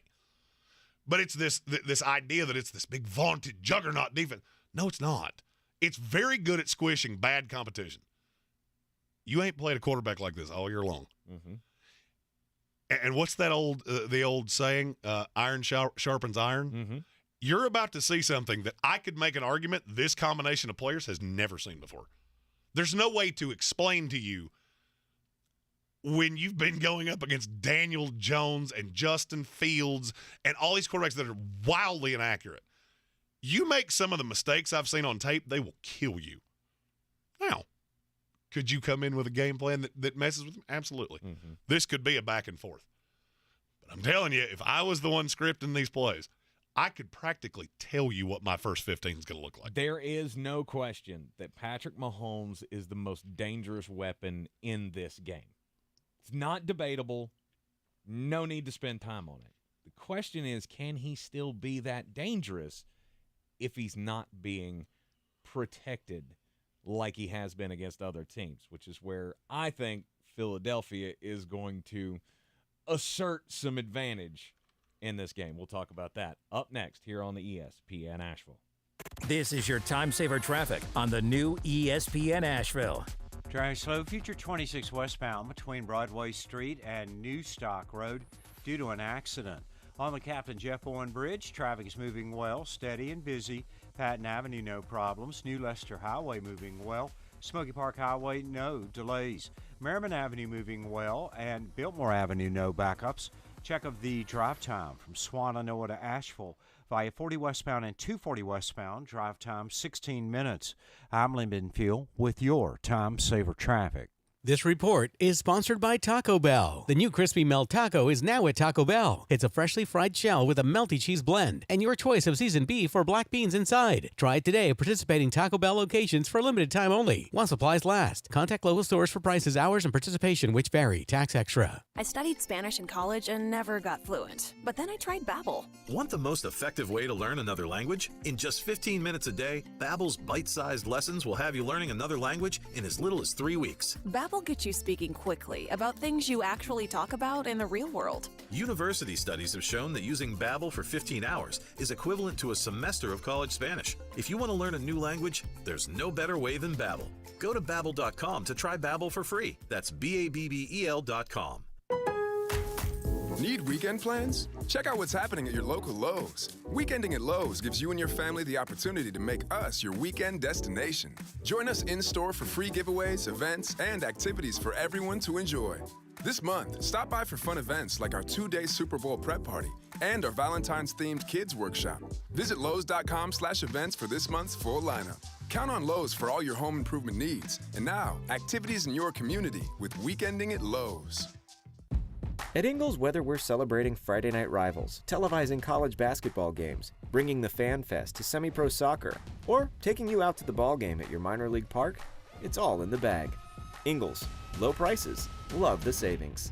I believe real estate isn't about properties, it's about people. I'm Clarissa Hyatt-Zach with eXp Realty, serving all of Western North Carolina. Navigating the home buying and selling journey can feel overwhelming at times, and that's why having an agent who cares about you and your needs is key. I'm a native of Western North Carolina, and I close over a home a week. I'm an expert in the market, pricing my sellers correctly to net you the most money, and working as a skilled negotiator for my buyers. Please give me a call today at 828-774-6343 to set up a complimentary market analysis. If cleanliness is next to godliness, look around the car right now. Is that very godly? Look, life comes at you fast, but so does WNC Auto Detailing. They have the tools to make your interior look like it's coming off the showroom floor. You don't believe me? Check them out on Instagram. All that filth and years of stains disappear. WNC Auto Detailing does full interior and exterior details with paint correction, and they do wax and ceramic coatings. Call WNC Auto Detailing at 455-3700. Premium care with a Southern hospitality touch. Everyone's heard about the housing market and this being the best time to sell a house in years. But the same thing applies to cars. Whether you're looking to buy a car, trade in, or sell that car in the driveway collecting dust, Fred Anderson Nissan of Asheville wants to buy your car. They have 2 on-site managers that work with Kelly Blue Book to give you top dollar for your vehicle. You can even have your car appraised instantly at AndersonNissan.com. Stop in and visit them today at 629 Brevard Road in Asheville or call them at 828-365-1663. The Sportsocracy. Ice up, son. Ice up. The Kansas City Chiefs offense, best in the league. It's no question. Going up against the number 2 defense in the league in the Philadelphia Eagles. 6:30 is the kickoff on Sunday, and we will be at the Village Porch, 41 North Merriman Avenue. You are more than welcome to come on down and join us for all of the libations. I was there last night. It sounds like my arm might get a workout. There might be some quarterback challengey things happening out in the old parking lot. You said George has got some prizes and stuff for us to give away while we're out there. It's going to be a fun time. The Sportsocracy takeover for the big game at the Village Porch, 41 North Merriman Avenue this Sunday. Please come on out and join us. We would love to see you and, enjoy the game. Here's the thing. Patrick Mahomes, like I said, he's the best weapon in this game. It's not even close. He's the best weapon in the game of football that we've ever seen. The more and more I keep thinking about what he has accomplished over the last 5 years of being a starter with the Kansas City Chiefs, I've been number 1 saying you can't put him in the GOAT talk yet. But I need to stop. I need to stop. Yes, you do. I mean, I've finally come to the realization. Like, if he wins this Super Bowl, that'll be 2 Super Bowls in 5 years. You've hosted the AFC Championship game all of those years. It's hard to argue with a start like that. And then tack on the fact that he's only 26 years old and he's got many, many more years ahead of him. I'm not worried about the ankle. Somebody mentioned in the comments about the high ankle sprain. I mean, yes, could he be hobbled? Absolutely. Hobbled, I would struggle to believe.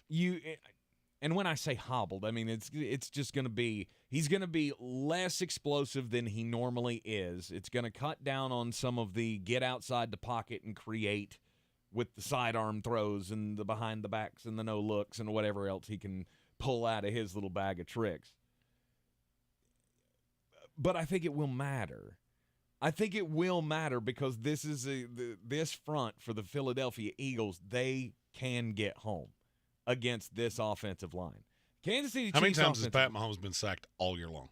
I don't know, 8. That is Did the I worst. nail it? That is the worst guess of all time. Been sacked 29 times all year. All right. He's played against who are the best defenses in the NFL? San Francisco, Philadelphia. Yeah, hold on. Played San Francisco. 25 of 34, 423 yards, 3 touchdowns. They breathed on him once. Yeah, that's a pretty good pass rushing team that's really built a lot like Philadelphia. Somebody asked in the comments, who has a cornerback that's – I didn't say they did. I didn't say they did. Their goal was to get after you with 4. That's what San Francisco tried to do because that's what they do. Oh, it was name me a cornerback that plays for San Francisco or Cincinnati that's as good as Darius Slay. Well, Javarius Ward would like a word. I didn't say he's as good, but it's not like I'm talking about Sauce Gardner and Jeff Okudah here. So right, it's not that discrepancy. No, it's not. I think that's the thing that's rubbed me so wrong is that you're making this out like you have Sauce Gardner and Darrelle Revis in his prime out here. That's not what this is. No. But it's not far off from Sauce Gardner and DJ Reed. Yeah. I would say probably better than that. I think that was the best tandem in the league, or one of the best tandems in the league. Highest rated tandem in the league. Yeah, and James Bradbury and Darius Slay are right there with him. My point is that as I went down this rabbit hole, the thing I noticed, the better the defense they played, the better Pat Mahomes was. Because when they come up against these teams that want to get after you and are good at getting after you, because they played several of them. Played Denver twice, San Francisco, Buffalo, Indianapolis. Indianapolis beat them. That was back before we realized that they were just awful and they were at least halfway healthy at that point. He was good in every one of those games except Indy. And that was on the road, and I still can't really wrap my brain around what that was. So does he have the magic in him to continue the streak of great play in big games, or is he going to have the grumper that he's had for the past 3 or 4 seasons? There's always been one game. There was It was in the Super Bowl against your Tampa Bay Buccaneers. Second half of Cincinnati last year in the AFC Championship game called. That was not a good showing. No, but the first half called where he had, I think, 230 yards in the first half. Yeah, but and then they did figure him out in the second half. Right. And Lou Anarumo put the schemes out there and just kind of, I don't want to say befuddled him, but I mean, it obviously the second half adjustments played a major role in Cincinnati coming back and winning that game. And if it wasn't for Joe Burrow being special, they still won.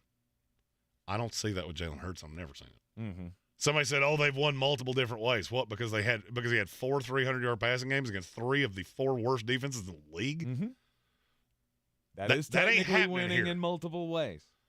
That is technically winning in multiple ways. Okay, when Jalen Hurts can be the star of the team and get it done with his arm,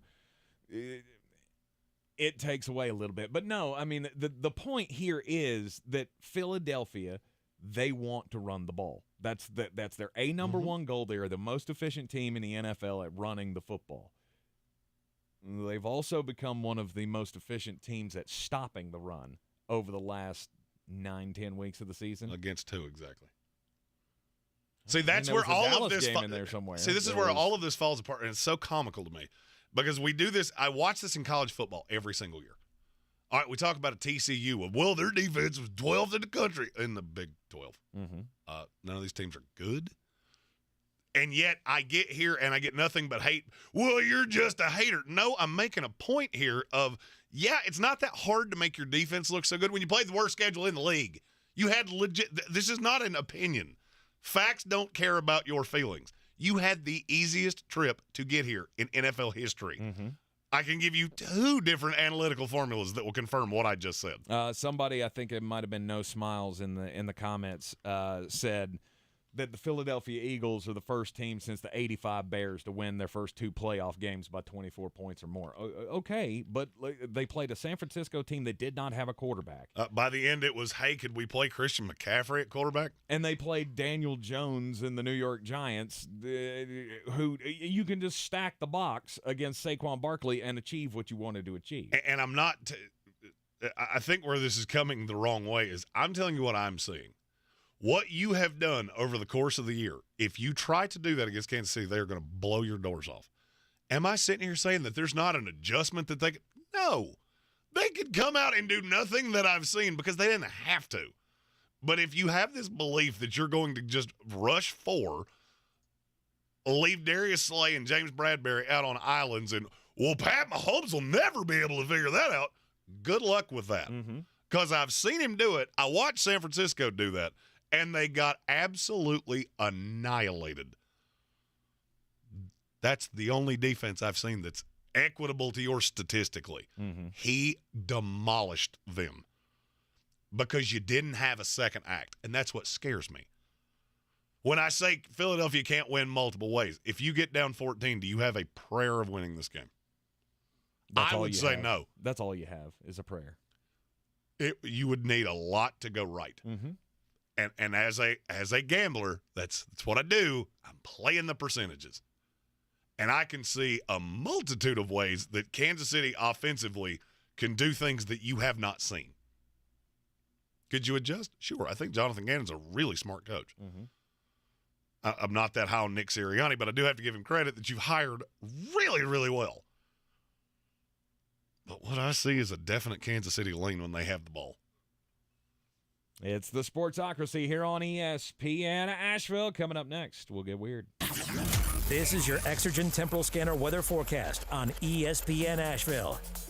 Big drop to the numbers just around the corner this weekend. Could see a rain-snow mix Sunday morning here in Asheville and feeling more like wintertime briefly this weekend. It's a touch of springtime here for the Mid and Lake Week forecast. 51 degrees, our mild low tonight. Chance for showers Thursday, very warm at 60 again.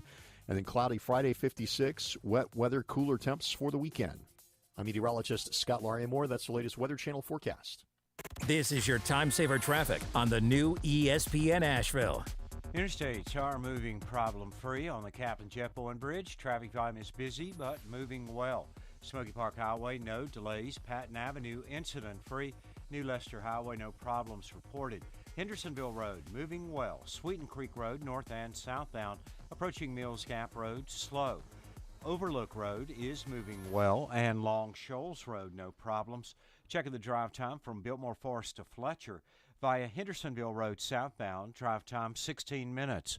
I'm Lyndon Fuel with your Time Saver Traffic. This report is sponsored by First Restoration Services of Asheville. First Restoration Services has been responding 24/7 to property damage from water, fire, and storm damage since 1987. If you have a disaster on your property, there's only one company to call first. First Restoration Services of Asheville, FRS247.com.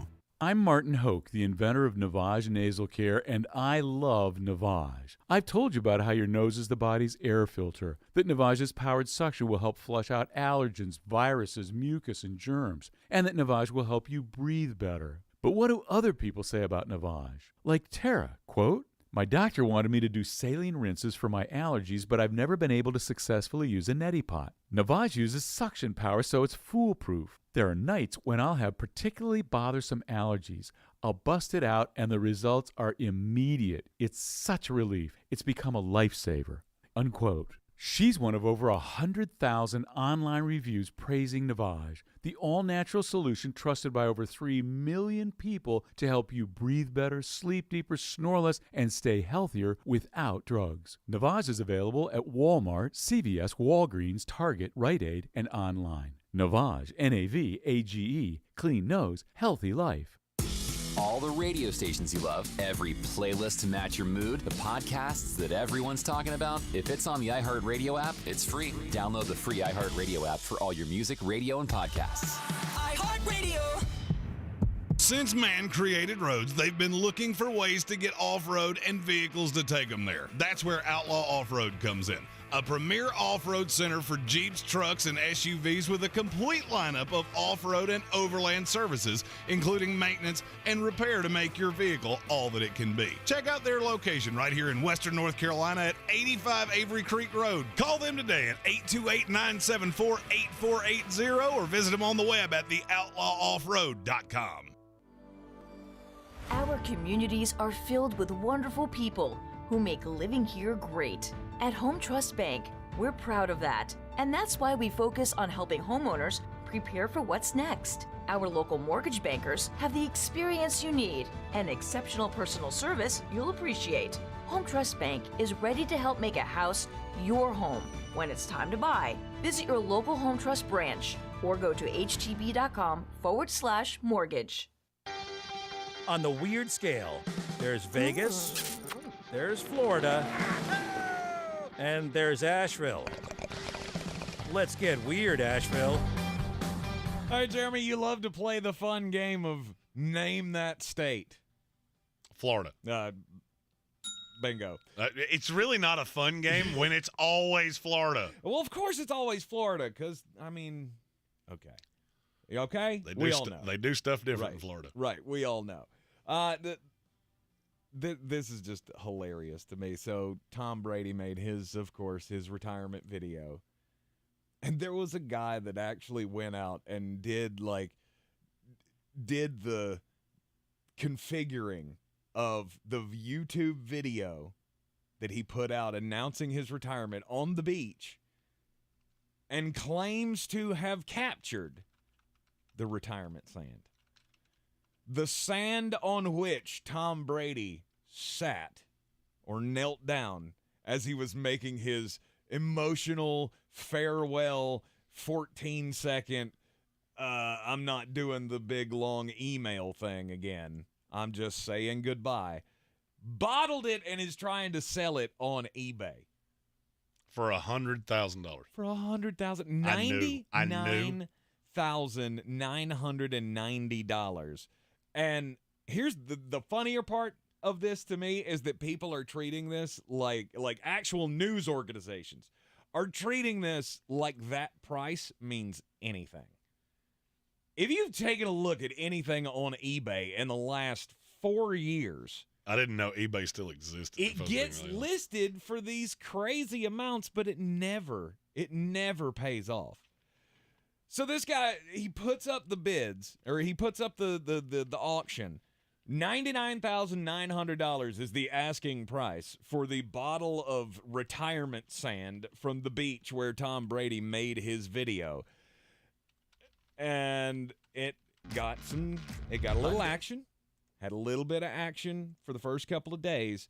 I don't know what's happened since then. Maybe it's the eBay going, yeah, nobody's paying this. You can't list it at $99,000 anymore. But now you go to the actual listing of the bottled sand.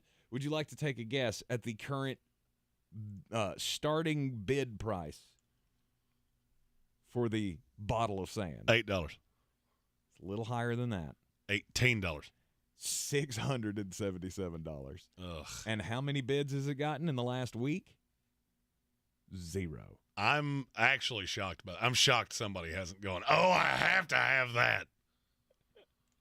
Maybe people are smarter than I give them credit for. I would hope so. Because when I first saw $99,000, when there's no chance. There's no chance anybody's going to spend that kind of money on a bottle of sand that Tom Brady may or may not have touched with his feet, probably with shoes on. Like, I could see you getting more for sand that maybe Tom Brady went to the bathroom in. That would make more sense to me than this is the exact sand. So stupid. I don't claim to be a movie producer. That's good. I don't think you've ever. I don't made claim a to feature be. film. I don't claim to even be a movie savant. We know that. But there is something trending on Twitter, and now I know why. And this is your next big Hollywood blockbuster. Okay. We have told you about a movie that we are awaiting with bated breath. Cocaine Bear. Cocaine Bear. Starring Ray Liotta, and it's about a bear that found a big bag of cocaine in the forest, and for about 75 minutes, he was the most dangerous creature on the planet. Well, a few days ago, the sequel is already being written. Oh, gosh. This is from Wellington, New Zealand. New Zealand police said Wednesday they found more than 3 tons of cocaine floating in a remote part of the Pacific Ocean after it was dropped there by an international drug smuggling syndicate. I've read this. I've digested it. Cocaine shark. Let's go. Let's go. That's the next one. It's the greatest quadrology since Sharknado. No doubt. New Zealand Police Commissioner Andrew Coster said that it had been dropped at a floating transit point in 81 bales before it was intercepted by a Navy ship. Do you know how much that's worth? No. $316 million. Wow. It's enough, and this is from Coster again, there was enough to service the Australian market for a full year, and this would be more than New Zealand would use in 30 years. Wow. And I just feel, look, the script writes itself. We dropped 82 bales, 1 bale was missing, and now we have the apex fish. Cocaine shark. Cocaine shark. Coming to theaters near you. How many cocaine animal movies will there be? That's a great question. There's great poll question. Well, I mean, I feel like it would. You missed the opportunity to really have the 2 scariest ones when it was Cocaine Bear, because you could have had Cocaine Bird or Cocaine Squirrel. Cocaine Squirrel. And that's an apex predator right there. But because they're fast and they can fly. Bear can't fly. Bear can climb a tree. Bear can't fly. You think the bear can't fly. That bear probably could. Until he goes full Casey Jones driving that train high on cocaine, and then, Cocaine Bear, he flies. He flies as well. The more and more I watch it, the more and more I watch the trailer, the more and more I want to see the movie. The more and more I know it's going to be terrible. Oh, this is like Sharknado meets Napoleon Dynamite meets Troll 2. I don't know what that is. I know both of those words, but I don't know them together. I am so dumbfounded at how unbelievably stupid this movie has to be, but I am so amped to see it. And now I just want it to be known that I put it into the universe that in the summer of 2024, we need a cocaine shark. You won't get back in the water. The Kansas City Chiefs offense versus the Philadelphia Eagles defense. I said this yesterday with the reverse breakdown, and I'm going to say it again about this one. I think this is another one where the game is won in the trenches, where you have Philadelphia's number 1 offensive line that doesn't really have a weakness on it other than the hyperextended elbow of Landon Dickerson, up against the Kansas City front, which is good. It's just not, to me, it's not as good as Philadelphia's front on the defense. And it's close. But you look at the Kansas City offensive line, and they do have weaknesses. The interior is best in the league, not close. Best in the league. The tackles, on the other hand, I mean, they have given up the most pressures of any other offensive tackle tandem in the league. Because you can't attack them up the middle. Mm-hmm. It blows my mind that nobody finishes that sentence. Well, their tackles have given up the most because they're the best 3 the best 3 interior linemen in the league. Mm-hmm. Creed Humphrey is, according to PFF, Creed Humphrey, number 1 center in the league. Joe Tooney is 6th amongst left guards, and Trey Smith is 11th against right guards. Sure, you can't get pressure up the middle on this team.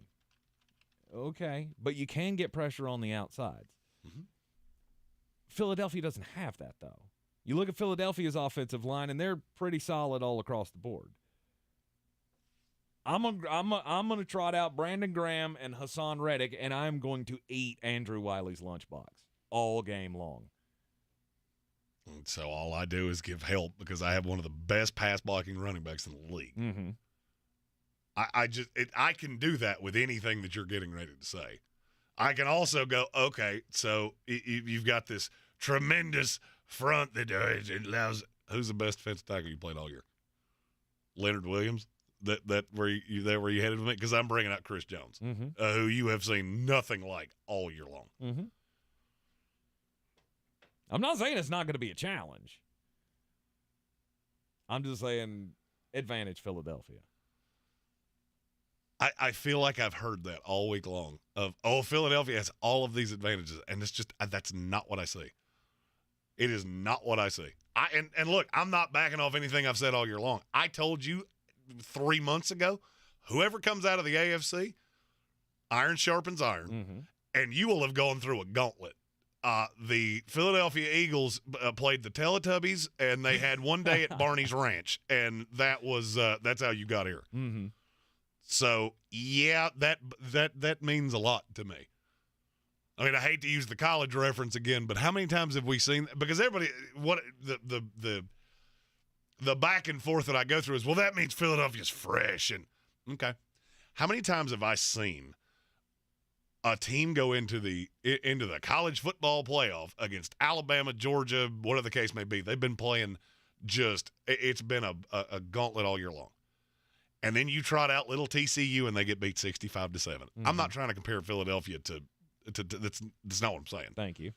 The schedule you've played is very, very similar. Very, very similar. Look, Kansas City lets teams stay close. That's been a knock on them all year long. Mm-hmm. So am I sitting here telling you it's going to be 58-6? No. But I think it's comfortable. That's what you're rooting for. Oh, 100%. I'm rooting for it. It's 100%. It's 100% what I'm rooting for because I like being right more than I like being alive. Because you've said it time and time again. This is going to be a bloodbath. Again, I can't get there. I just can't get to the point where this is a bloodbath. Do I see the path where Patrick Mahomes is super special and this team ends up beating Philadelphia? Absolutely. Could they win this game by 2 scores? Sure.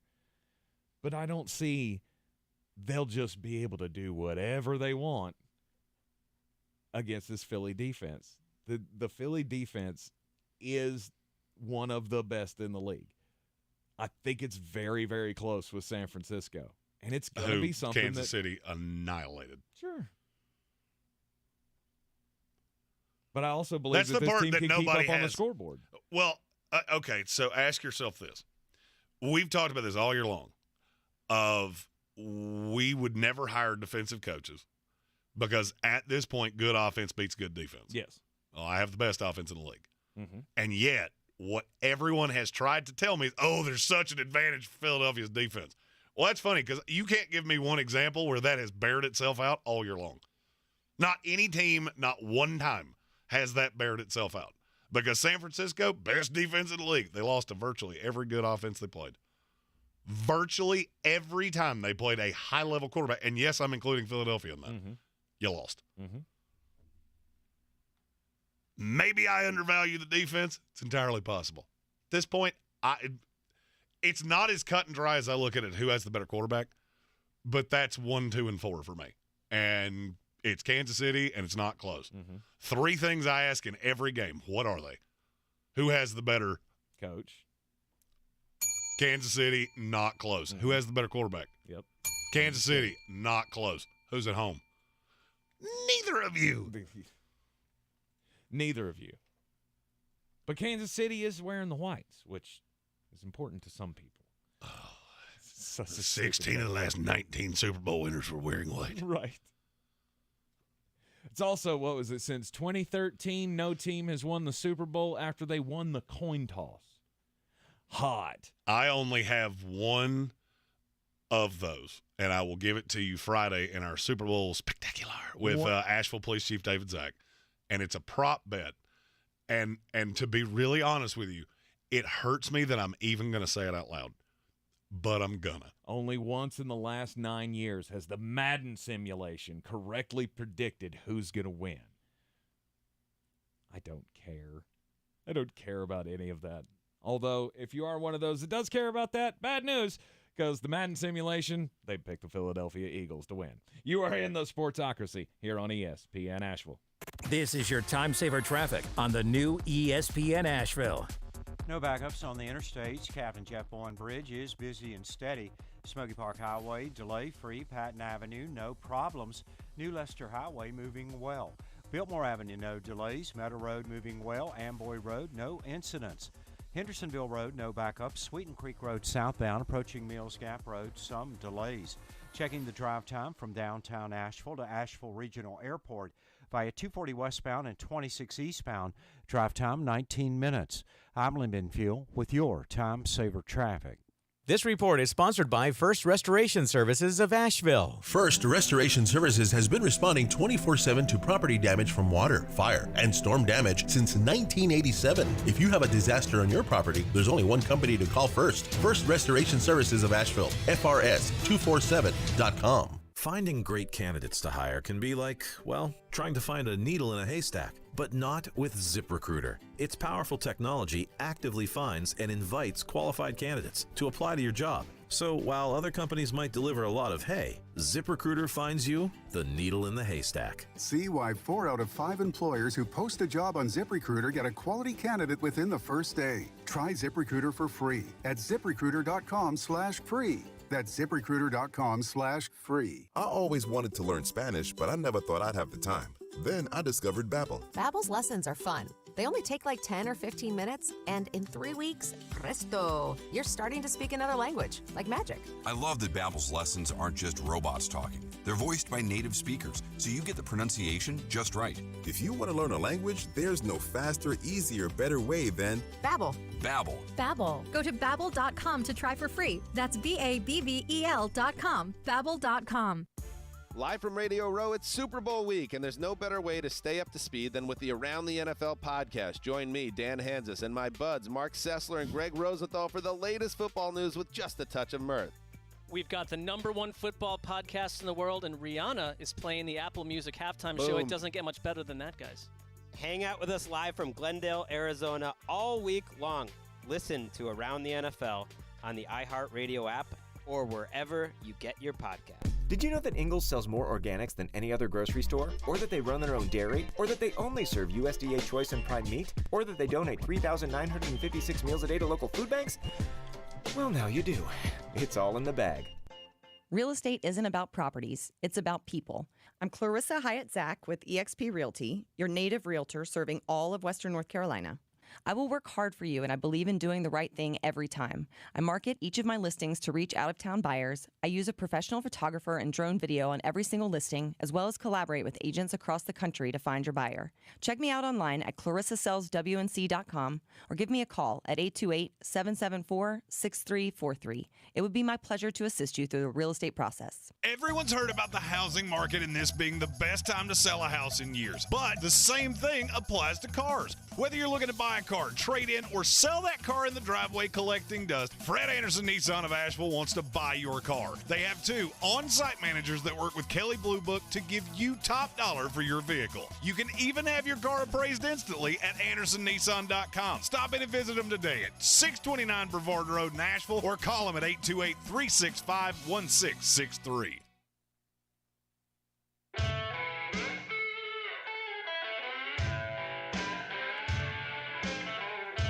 We are back in the Sportsocracy on ESPN Asheville. Yes, we're all waiting with anticipated for Cocaine Shark. For Cocaine Shark. No doubt. No, it's for Prop Bet Palooza on Friday. And I've got some absolute bangers. Color of the Gatorade. I don't think I've ever been more confident on a stupid prop bet in my life. Orange? No. You had to tune in Friday to find out. Interesting. Get your wagers in at betus.com. Use our promo code Sportsocracy, and they'll give you 125% of whatever you put in free bets that you can use on Prop Bet Palooza. Right. Jalen Hurts rushing yards. I saw this one yesterday. 50.5. If he goes over, they win. I will say he goes under. And I don't necessarily think that has a – I don't know that has a huge – I would care way more about Miles Sanders or Kenny Gainwell, whichever one winds up – which is so stupid that I even have to ask that question. If Jalen's doing the damage with his legs, it to me it would tell me kind of how the theme of the game went. The game script, if you will. Jalen Hurts is getting it done on the ground, then it's not good news for Kansas City, in my opinion. And bad news for Kansas City is one-score game. As long as it's a one-score game, I mean, just based on the way that Jeremy has been beating the drum of blowout. Well, I've seen public narrative. I mean, look, I say this often. Vegas is the greatest truth serum. They haven't moved this number an iota in 2 weeks. Mm-hmm. They're getting peppered with Philadelphia Eagle wagers. What does that tell you? They feel pretty confident they're on the right side of this. I'd say they're also getting quite a bit of action on Patrick Mahomes, though. I mean, because our prop bets it doesn't even move the needle. Doesn't matter. Do not. No. That's what I'm saying. I'm saying on the line of on the action on the game. 35%. That's it. 35-65 Philadelphia. It is a heavy Philadelphia lean. Yeah. And the fact that Vegas is doing absolutely nothing to potentially curb the bleeding on that tells me about everything I need to know. So to readjust that, they would go to a pick 'em? Well, no, Philadelphia's the favorite. Philadelphia's a 1-point favorite. Well, 1.5-point favorite. So you would have adjusted if you were really afraid, because this is a handle that is unlike anything else we see. This is 10 times any other action they see in every sports book, every casino, everything. Right. And it's actually drastically more than that. If you were afraid that you were on the wrong side of this or that you had the number wrong, there would have been some form of market correction when you have this much action going on Philadelphia. Look, Vegas has been wrong before, just like I have. Neither one of us are egotistical enough to say, well, that didn't go how we thought it would. Yeah. I mean, they were a favorite against Tampa Bay. And then remember how the Tampa Bay defense was just so all over Patrick Mahomes, he couldn't do anything. He got hit like 8 times in that game. And do I see it going that way this time for Philadelphia? No, not necessarily. But I won't be shocked. I'll tell you another element of this because I get this poll every single week. Vegas has had Kansas City better than Philadelphia all year long. But Philadelphia's a 1.5-point favorite. What does that tell you? Vegas is real good at this. And they are really good at getting people to do things based on how they set lines. Yep. I haven't talked to one person that said that line made sense. That was a heavy gambler like me. Divine Comedy in the YouTube comments says, my take on the Super Bowl, this is the perfect matchup between the two roster building strategies. KC builds around the superstar quarterback. Philly has a stacked roster around the good rookie quarterback. The question will be answered. I can't tell you it's a definitive, but the fact that Philadelphia has gotten here tells me, I mean, and it's altered the way I evaluate quarterbacks. Okay, in the right system, this could work. And there are a lot of those. All right, coming up after the Sports Center update, it'll be time for the Daily Draft. What are the best Super Bowl halftime shows that we've seen? This is your Exergen Temporal Scanner weather forecast on ESPN Asheville. Big drop to the numbers just around the corner this weekend. Could see a rain-snow mix Sunday morning here in Asheville and feeling more like wintertime briefly this weekend. It's a touch of springtime here for the mid and late week forecast. 51 degrees, our mild low tonight. Chance for showers Thursday, very warm at 60 again. And then cloudy Friday, 56. Wet weather, cooler temps for the weekend. I'm meteorologist Scott Larimore. That's the latest Weather Channel forecast. This is your time saver traffic on the new ESPN Asheville. No backups on the interstates. Captain Jeff Bowen Bridge is busy and steady. Smoky Park Highway, delay-free. Patton Avenue, no problems. New Leicester Highway moving well. Biltmore Avenue, no delays. Meadow Road moving well. Amboy Road, no incidents. Hendersonville Road, no backups. Sweeten Creek Road southbound, approaching Mills Gap Road, some delays. Checking the drive time from downtown Asheville to Asheville Regional Airport via 240 westbound and 26 eastbound. Drive time 19 minutes. I'm Lyndon Fuel with your Time Saver Traffic. This report is sponsored by Tyson Furniture. At Tyson Furniture, we have a huge selection of furniture, honest values, and great service. We are a big store, and Black Mountain has wonderful restaurants and interesting shops to explore. Visit us at Tyson Furniture in Black Mountain, where beautiful homes begin. Progressive Commercial Insurance can protect your small business with over 30 coverage options, an easy-to-use mobile app, personalized discounts, and more. Get a quote in as little as 6 minutes at progressivecommercial.com. Discounts and coverage selections not available in all states or situations. From the Ingles Studios, this is ESPN Asheville, WPEK, W225CJ Fairview, WMXF Waynesville, and iHeart Radio Station. This is SportsCenter. I'm Christine Lisi. A couple of days after his trade from Brooklyn, guard Kyrie Irving will make his Dallas debut against the Clippers tonight, 10 Eastern, ESPN TV. We'll have to wait a bit, though, to see Irving play alongside fellow star Dallas point guard Luka Doncic. He'll miss a third straight game with a right heel contusion. When Doncic and Irving do get on the court together, they will put on quite a show, believes former Duke coach Mike Krzyzewski. I'm excited to see how talent makes talent better. You have two amazing guys who can pass that ball. Doncic is a great passer in addition to being a scorer. He's just had to play that way with the Mavericks. Kyrie can play off the ball, too. He's one of the best shooters in the NBA. It'll be really exciting basketball. Mike Krzyzewski on Keyshawn, J-Will, and Max. Officiating among the topics discussed by NFL Commissioner Roger Goodell at his annual Wednesday news conference before the Super Bowl. He said he thinks officiating has never been better in the NFL, adding that officials do an extraordinary job. He also said the league, though, will always look into how it can improve the officiating.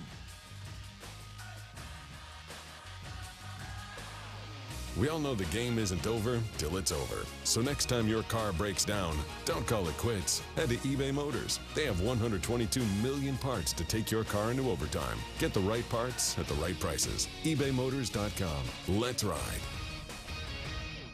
Now, your chance to win $1,000. Just enter this nationwide keyword on our website. Grand. That's grand. Enter it now. Log on now to ESPNAVL.com. And good luck from ESPN Asheville.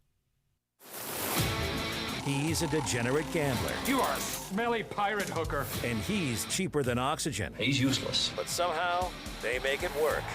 Jeremy Greene, Tank Spencer. There's no holding back in the sportsocracy. Presented by Ingles Supermarkets and Fred Anderson Nissan of Asheville.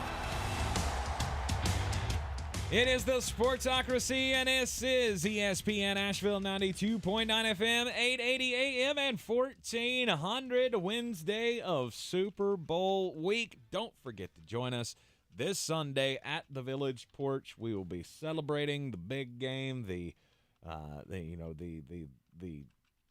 ultimate ending of this 2022-2023 NFL season. 41 North Merriman Avenue is the address. There's going to be door prizes. There's going to be drink specials. Jeremy's going to be behind the bar for a certain amount of time. We're not sure how long he's going to make it. I would say it's going to be less than we think. 100%. I was the worst bartender in the history of the world. I don't like people nearly enough. And the way I deal with people and what makes me like them more is by drinking, which you can't do in this state. Right. So you see how it's a vicious cycle. Right. Jeremy's just going to go mullet maker, mullet maker, mullet maker. Okay, we're good. And you good. Want anything else? Ask Mary. Hey. Yes.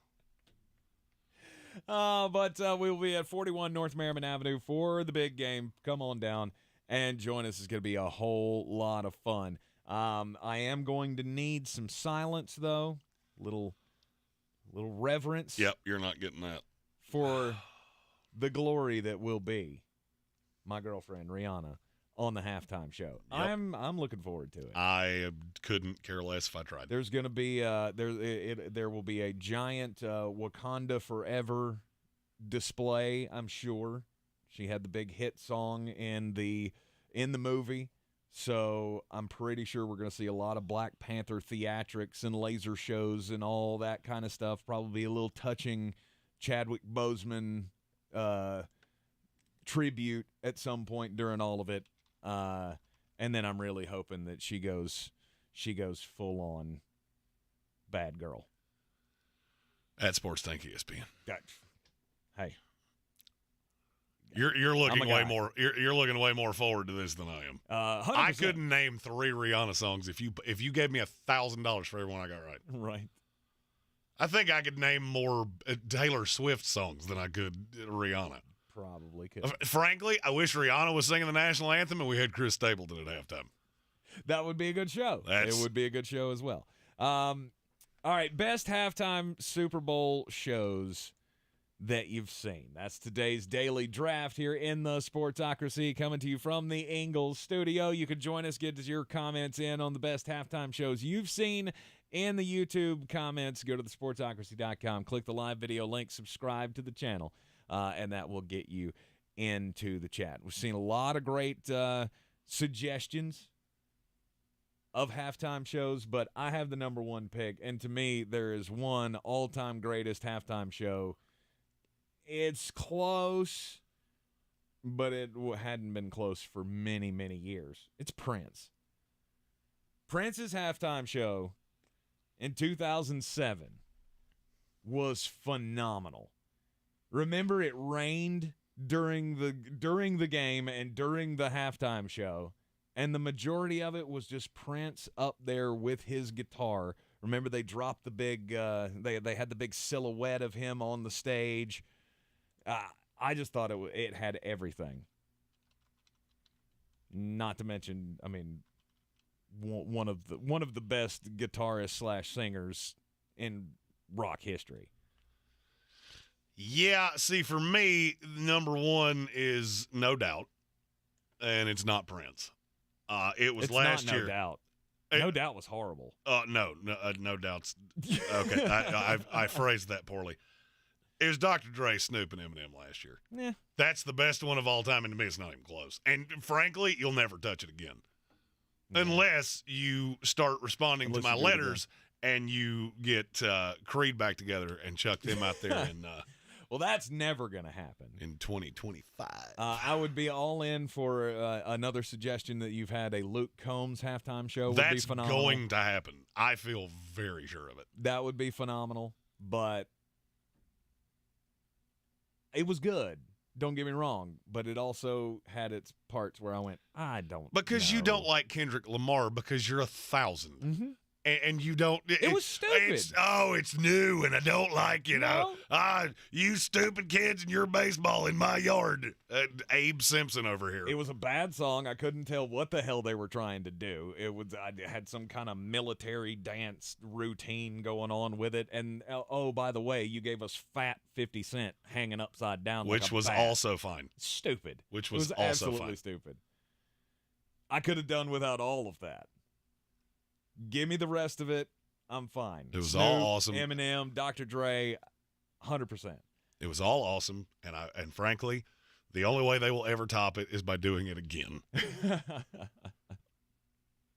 All right, so you're going last year's Pepsi halftime show with Dr. Dre and Eminem and Snoop Dogg. I am. The next one is pretty obvious to me as well. Mm-hmm. It's Shakira and Jennifer Lopez a couple years ago. That was phenomenal. Yes, it was. It was absolutely phenomenal. It was. And here's what's funny. I couldn't tell you any songs they did. Yeah. It's not really my kind of music, but it was such a great show. Shakira did the Hips Don't Lie thing. That's, I think, the only song of hers I know. Mm-hmm. And I really tried to take out the, do I like the music you do? Because I'm going to be really honest, this would have been a short draft for me. It would have been my first pick, and okay, I'm done. I don't want to play anymore because I don't like pop music at all. So I had to take the whole show into it, which is what my next two picks are probably going to blow your mind a little bit. Okay. All right. Well, you definitely killed it. Yes, because there's a drop off a cliff to me at this point. You definitely killed it with the Shakira pick. That was gonna be my number two. because I knew you were going Dr. Dre. I'm not going to pull the trigger on that one just yet. I'm going Justin Timberlake. 2018, Super Bowl 52. Justin Timberlake, I mean, he is one of the ultimate entertainers in the business. And you can't really argue. I don't even remember it. You don't even remember it. I looked at that one and went, I don't remember. I don't remember that in the least, and I can't quite put my finger on why. This is a problem that we have with Jeremy and his recollection of things, because by the time the halftime show rolls around, 17 domestic lights. I was going to go over that, but yeah. This is one of the days where it is socially acceptable to just start when your eyes open, and I do. There have been so many of those shows where you just had you're just trying to throw too much out there. Like, remember the Aerosmith halftime show, and they brought out Britney Spears, and I think the Red Hot Chili Peppers were a part of that as well. And you just try to do too much. Sometimes when you have a great entertainer, all you need is that one. Prince is a great example of that. Justin Timberlake, he's a great example of that as well. So, yeah, the one in Minnesota back in 2018, to me, that's got to be my number 2 if I can't have Dr. Dre or Shakira. And then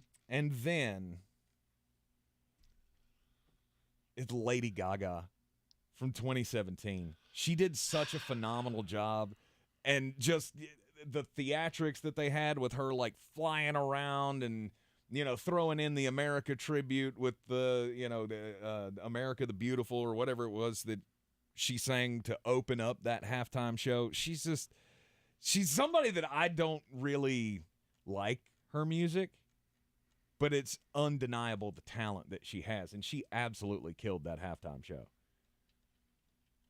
Well, you managed to give me my top 4. Lady Gaga was my 5th.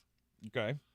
The first one's Janet Jackson and Justin Timberlake, and the sheer fact that I'm getting that at 5 should guarantee that I have already won this. And if it didn't, the fact that I'm taking Michael Jackson in 1993 as my 4th pick all but confirms it. Because that's the one that ended, we have marching bands at halftime. And it's the first one I remember. Mm-hmm. The first one I remember was the Gloria Estefan and the Winter Olympics. That's what it was. It was the Winter Olympics with Brian Boitano and Dorothy Hamill ice skating. Yep. I don't remember that one in the least. So gross. Michael Jackson was good. I just don't remember much about it. Oh, it was fantastic. It was fantastic. Now, it wasn't as made up of a show as it is now, and that's the one reason that I didn't take it until I did. But that was when you watched it and went, okay, so this is a money-making opportunity. Justin Timberlake, Janet Jackson had to be on the list at some point. And it was fantastic, but nobody remembers it because they only remember the wardrobe malfunction. Right, just because of the cultural impact that it had. I will, and you know what? Name's on the door, so I can say what I'm going to say. I will never in my life. When did that happen? 2004? Yes. I knew I was in high school, but I couldn't remember exactly when. Yeah. The amount of quote-unquote outrage about that is to this day one of the funniest things I've ever seen people do. That was the day that so you have an opinion and you want to just say it and scream it from the rooftops? Cool. I watched the entire thing live, didn't see it. I was in a room of 50 people. None of us saw it. Nope. I didn't know until the next day that it even happened. It was just a blink of an eye. It was a blink of an eye, wardrobe malfunction, and it sent everyone into a tizzy. And the amount of feigned outrage over that is, I swear to you, that started us on the path of, I saw something and I don't like it, and the fact that I don't like it means that you shouldn't like it. If you don't like it, then you're a jerk. Absolutely. And that irks me to no end. The Monday after that Super Bowl was the worst day to be working in conservative talk radio. I have because never it did not stop. I have never done that. I never will. And that is one of the reasons why, because I can't fake like I care. Mm-hmm. The fact that you got that's fine. It's your opinion. You're entitled to it. That show was phenomenal, and it's always bothered me that one moment that probably 0.1% of people saw live, it always overshadowed it. So to me, that was an easy choice. We had my to, third pick. We had to rewind it on TiVo. TiVo. Yeah, the TiVo back in 2004. All right. So Michael Jackson, that was great. Great choice by you on the Michael Jackson part. I saw at least one other person mention this in the comments, and so I got to throw it out there because it was one of my personal favorite all-time Super Bowl halftime shows, 1997, where you had the Blues Brothers with John Goodman, Jim Belushi, and Dan Aykroyd. ZZ Top, James Brown were all part of it. They did Blues Brothers songs. It was, the tribute to John Belushi and all of that. That was incredible to me because that was music that I was raised on. I was raised on the Blues Brothers and ZZ Top and James Brown. So it was phenomenal. And then 2016, Coldplay. Coldplay was the headliner. You have officially lost on that one. No, because your hatred for Coldplay is so much that you forget the rest of that halftime show. Coldplay played a few songs. They opened it and they closed it. But in the midst of that, you had Beyonce and you had Bruno Mars in the height of the Uptown Funk thing. That was a phenomenal show. The production was incredible. The music may not have been right down your alley with the opener, but the meat of that was a great show. Yeah, but the headliner was Coldplay, and Coldplay makes Nickelback look like the Rolling Stones. So there's that. Yeah. Disagree. Oh, Coldplay's awful. I mean, I cannot figure out why anyone would do that to their ears. Coldplay is one of 5 bands on the planet that I will say is worse than U2. Which, the fact that they still make music and they forced a CD on us by putting it on our cell phones is just all the reason you ever needed to hate U2. Okay, you left me 2 here, and I didn't expect that. You know what? It wasn't. You said Beyonce. I'm taking Beyonce by herself with the Destiny's Child reunion. Hated it.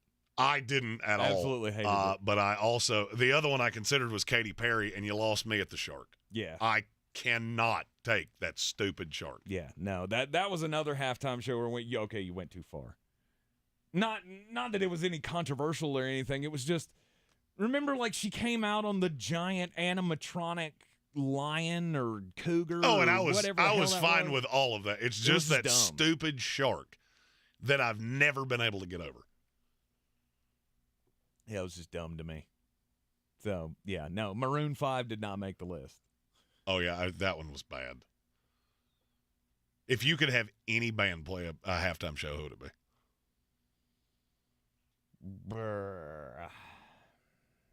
And don't give me like... I think it would be Metallica. I saw Metallica live once. It didn't sway me much. Mm-hmm. I mean, I'm trying to think because that's the level you're never gonna get like a good up and coming rock band or something that would be in my genre. You're never gonna get that at a Super Bowl halftime show. You got to find. You're probably never gonna get that again anyway. Yeah, who is an icon of music, and I think Metallica is probably the closest. Yeah, mine's Luke Combs, and I fully believe that's going to happen. Maybe so. I won't be shocked if it happens next year. Maybe so. And then there's the obvious one, which, is just a pipe dream, and unfortunately the day has passed. It's Creed. It's no doubt it's Creed. Stop that. Creed had bangers. You stop. I would you just took Coldplay. You don't get to poo anything I say. Oh, 100% I do. Chris Martin. Because I would 100% line up for Nickelback before I would Creed. Science and progress. First of all, it's progress. Don't just change the don't put the emphasis on a different syllable because it doesn't rhyme. You are in the Sportsocracy here on ESPN Asheville. Off-season previews continue after the break. We'll start with the team picking at number 9. It's the Carolina Panthers. This is your time saver traffic on the new ESPN Asheville. Driving slow 40 westbound between Charlotte Street and Montford Avenue. 26 westbound slow near the French Broad River. Hendersonville Road, no problem. Sweeten Creek Road southbound, slow between the Blue Ridge Parkway and Mills Gap Road. Near Avery Creek, Boulevard Road north and southbound near Long Shoals Road, delays. Check of the drive time from Bent Creek to Avery Creek via NC 191 southbound. Drive time 11 minutes. I'm Lyndon Fuel with your Time Saver Traffic.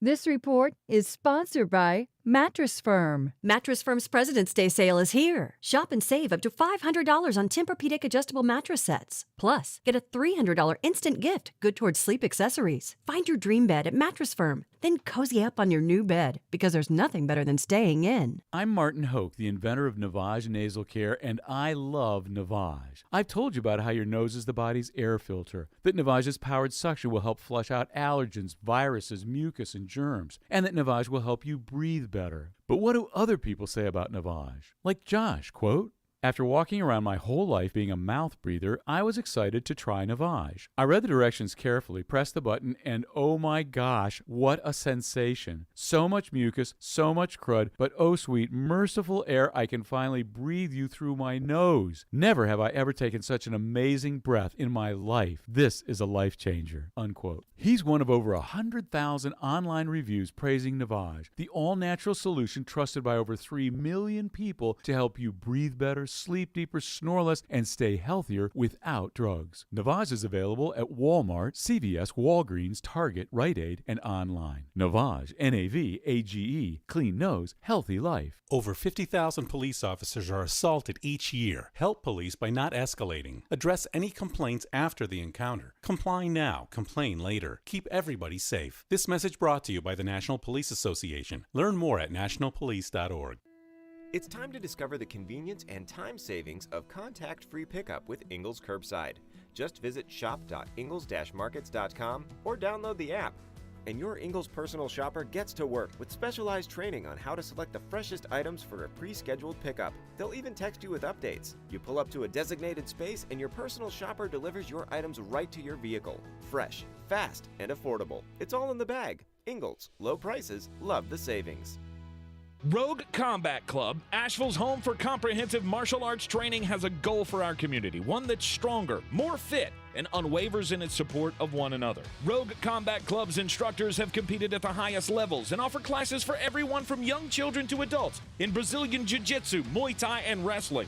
Rogue Combat Club classes can help you boost your self-confidence and self-defense skills while weeding out the egos and intimidation found at other gyms. Join today at roguecombatclub.com.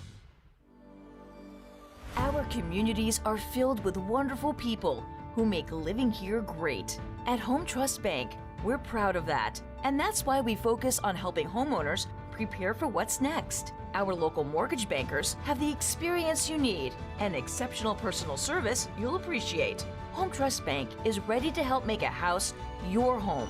When it's time to buy, visit your local Home Trust branch or go to htb.com/mortgage.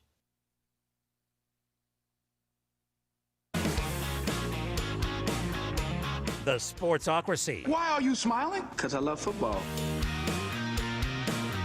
It is the Sportsocracy on ESPN Asheville and our off-season previews of all the teams that are still not alive in the hunt for the Lombardi Trophy. Continues with the team picking at number 9 in the upcoming NFL draft, and obviously near and dear to us because they are the local market team. It is the Carolina Panthers. The Panthers now have Frank Reich as their head coach. You now have Ajiro Overo as the defensive coordinator. And I feel like you're on a path here. You need to figure out what to do at quarterback.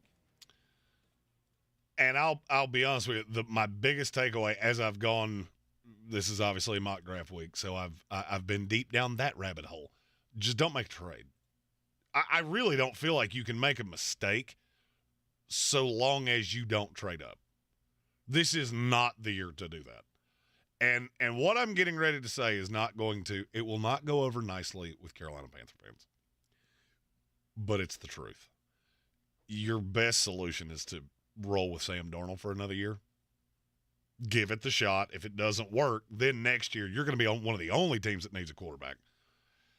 And it's a better quarterback class.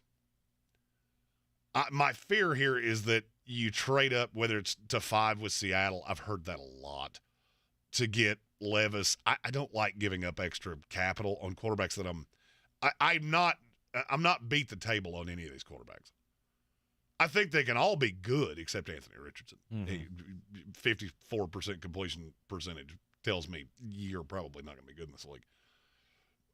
But I don't want to give up extra capital because I don't feel like you have to. There are several teams in the top 10 that I feel like can manipulate the draft just by calling the bluff. The Chicago Bears, they have the pick at 1. They've called teams all over the league. And I've already heard the rumor of, well, Tennessee called, they're not going down to 11. All that is trying to drum up interest because it's not there. So if you're Carolina, what is the discrepancy for you between Sam Darnold and Will Levis? That was for me personally. Yes, for you personally. It's not much. It's not much difference on what they could give you right away. As far as projection on what Will Levis could turn into, because I feel like we know what Sam Darnold is. I mean, you can keep saying, oh, he's only 25 years old and he's got time to. He is only 25 years old.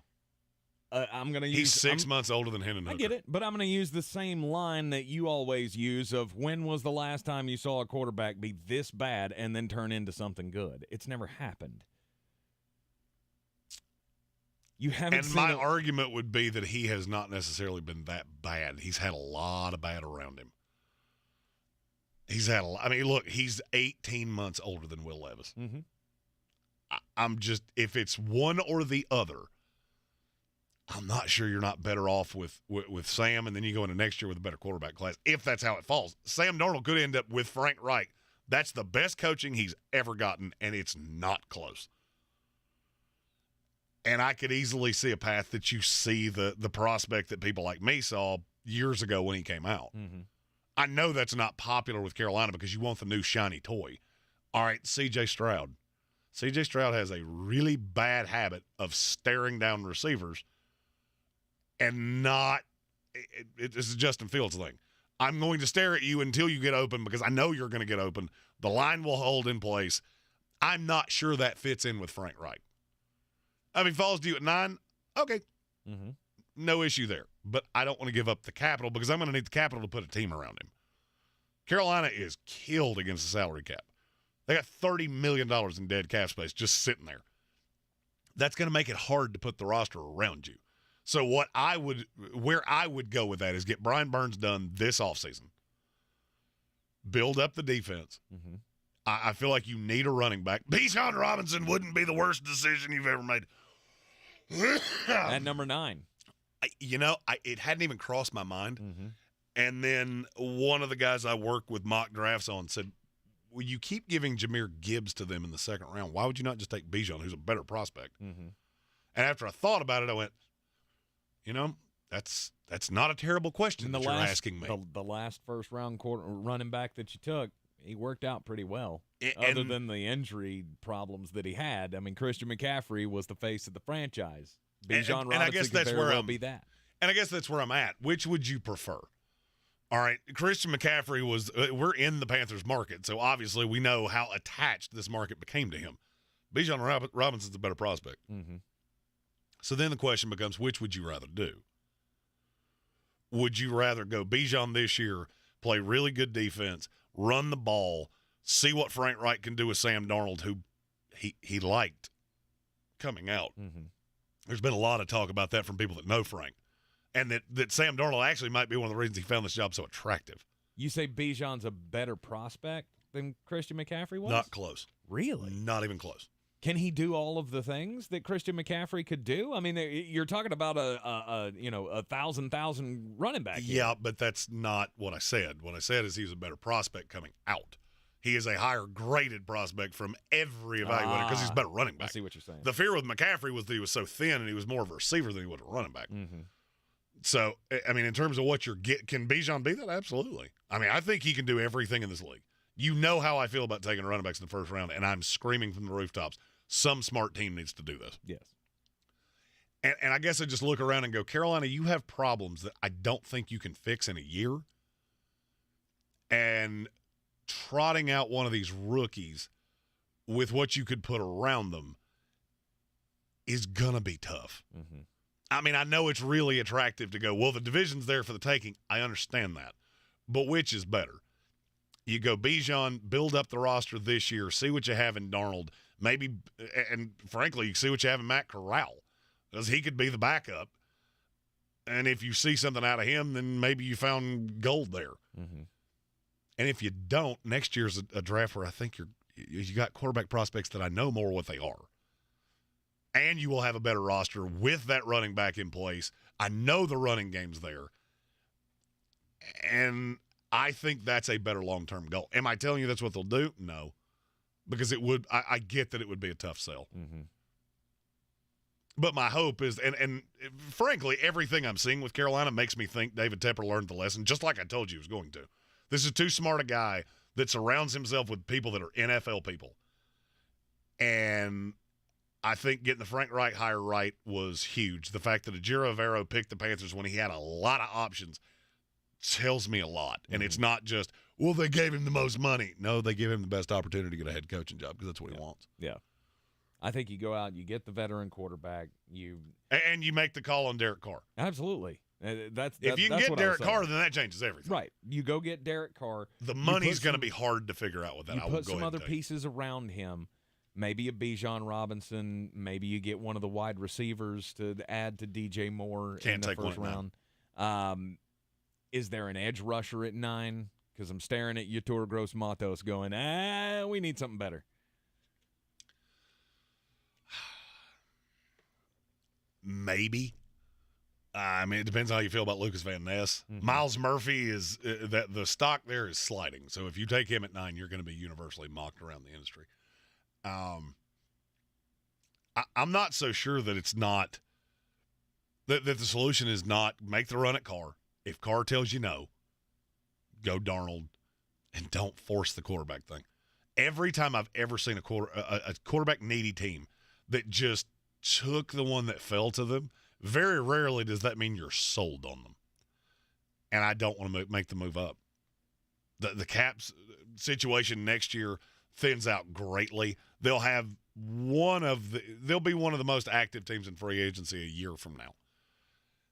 So, I mean, I hate to say being patient is the smarter call, but with Carolina it is. Unless you can get Derek Carr. Then that accelerates it. I would then still add Bijan at 9 and be a run-first team that plays really good defense. That's been the best I've ever seen Carolina be, is when that's who they were. You're in the Sportsocracy here on ESPN Asheville. Coming up after the break, we'll give you the most important message of the day and talk about another team from the NFC South that's, well, they were supposed to pick pretty high in the draft, but they got some decisions to make this offseason as well. We'll talk about the New Orleans Saints after this.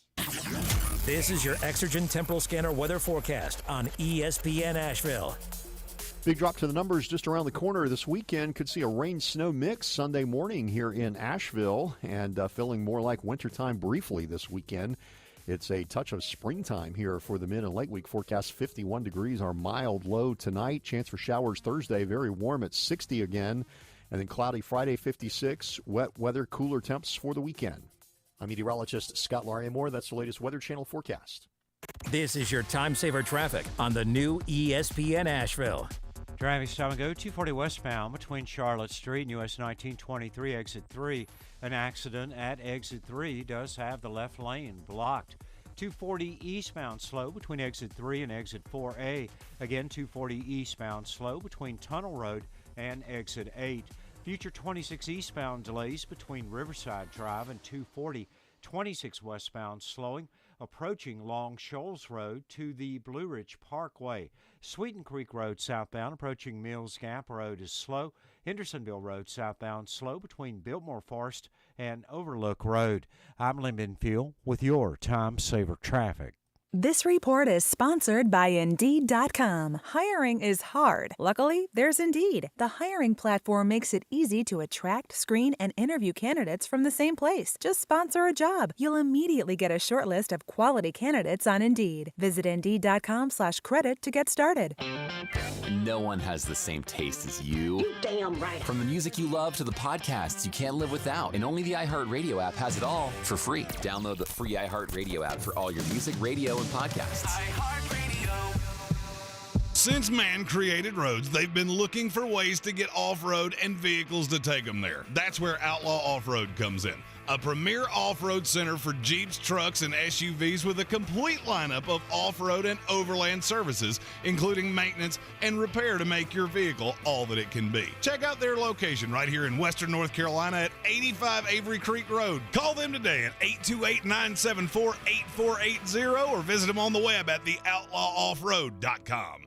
When I finally drove the old car into the grave, I knew there was only one place I was going to go. Fred Anderson Nissan of Asheville, home of the family plan. And yes, they treat you like family. I went in, told them what I was looking for, told them my budget, and in no time, I was signing the paperwork on my certified pre-owned vehicle. They have the area's largest selection on quality pre-owned vehicles and certified Nissans. They go through a 167-point inspection, so you know it's not going to let you down. They gave me the Carfax report, so I know the history of my vehicle. And the Fred Anderson family plan gives me things like oil changes and car washes and loaner cars if I have to have major work done on the car in the future. For me, buying a car has always been an intimidating thought. But the folks at Fred Anderson Nissan of Asheville made it super easy. Don't be like me. Don't wait till the last minute to get a deal done. Go to AndersonNissan.com or stop by the showroom at 629 Brevard Road. And don't forget to mention we sent you from the Sportsocracy and get a $250 bonus on your trade-in at Fred Anderson Nissan of Asheville. The Ingles 2023 Southern Conference Downtown Dribble and Kids Fest, presented by Champion Credit Union, will be held Saturday, March 4th, 9:30 a.m. to 11:30 a.m. at the Roger McGuire Greene at Peck Square Park. The Downtown Dribble will feature interactive games, inflatables, pep bands, cheerleaders, and parade. Each participant will receive a basketball, Downtown Dribble t-shirt, and a ticket to the noon session quarterfinal basketball games. Check-in will begin at 9:30 a.m. at Roger McGuire Greene. To register, visit downtowndribble.eventbrite.com.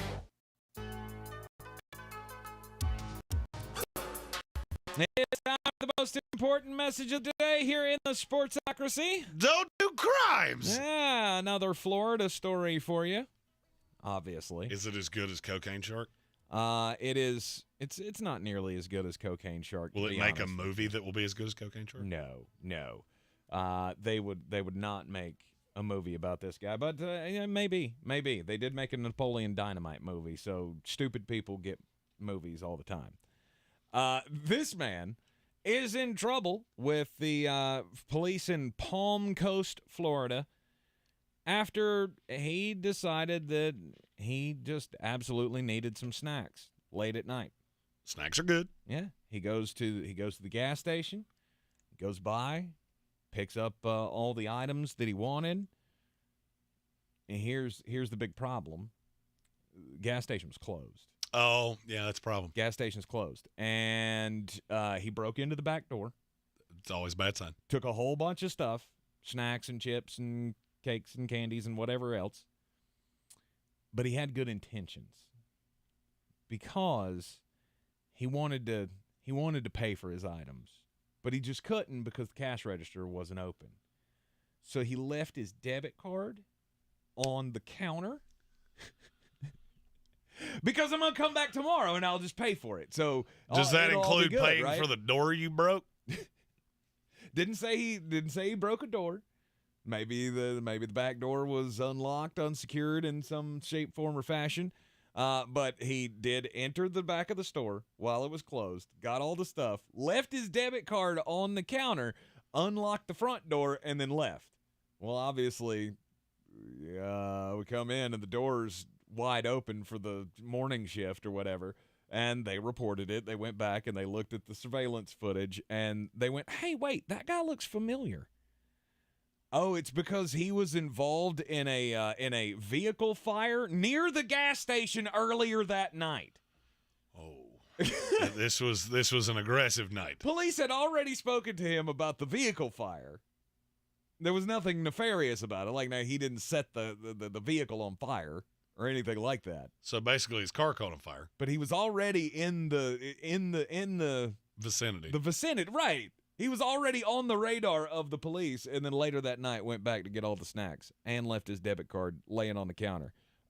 Shocker of shockers, he's been charged with armed burglary of a dwelling or a structure and petty theft. My story is from Kalkaska County in Michigan, and it's about 43-year-old James Knoll. He did crimes. He stole a thing. He stole the thing, he took it to his property, and he did what you do. He hid it underneath some scrap sheet metal. Okay. You might be thinking, what did he steal? Was it a car? No. Was it a lawnmower or some other writing device? No. He stole somebody's house. It was a cabin. It was a cabin in the woods, and apparently it was like a hunting cabin, but the hunting cabin was on cinder blocks because it's not like a permanent structure, so it's not necessarily somebody's living house. But it's a fishing cabin or a hunting cabin or whatever the case may be. Right.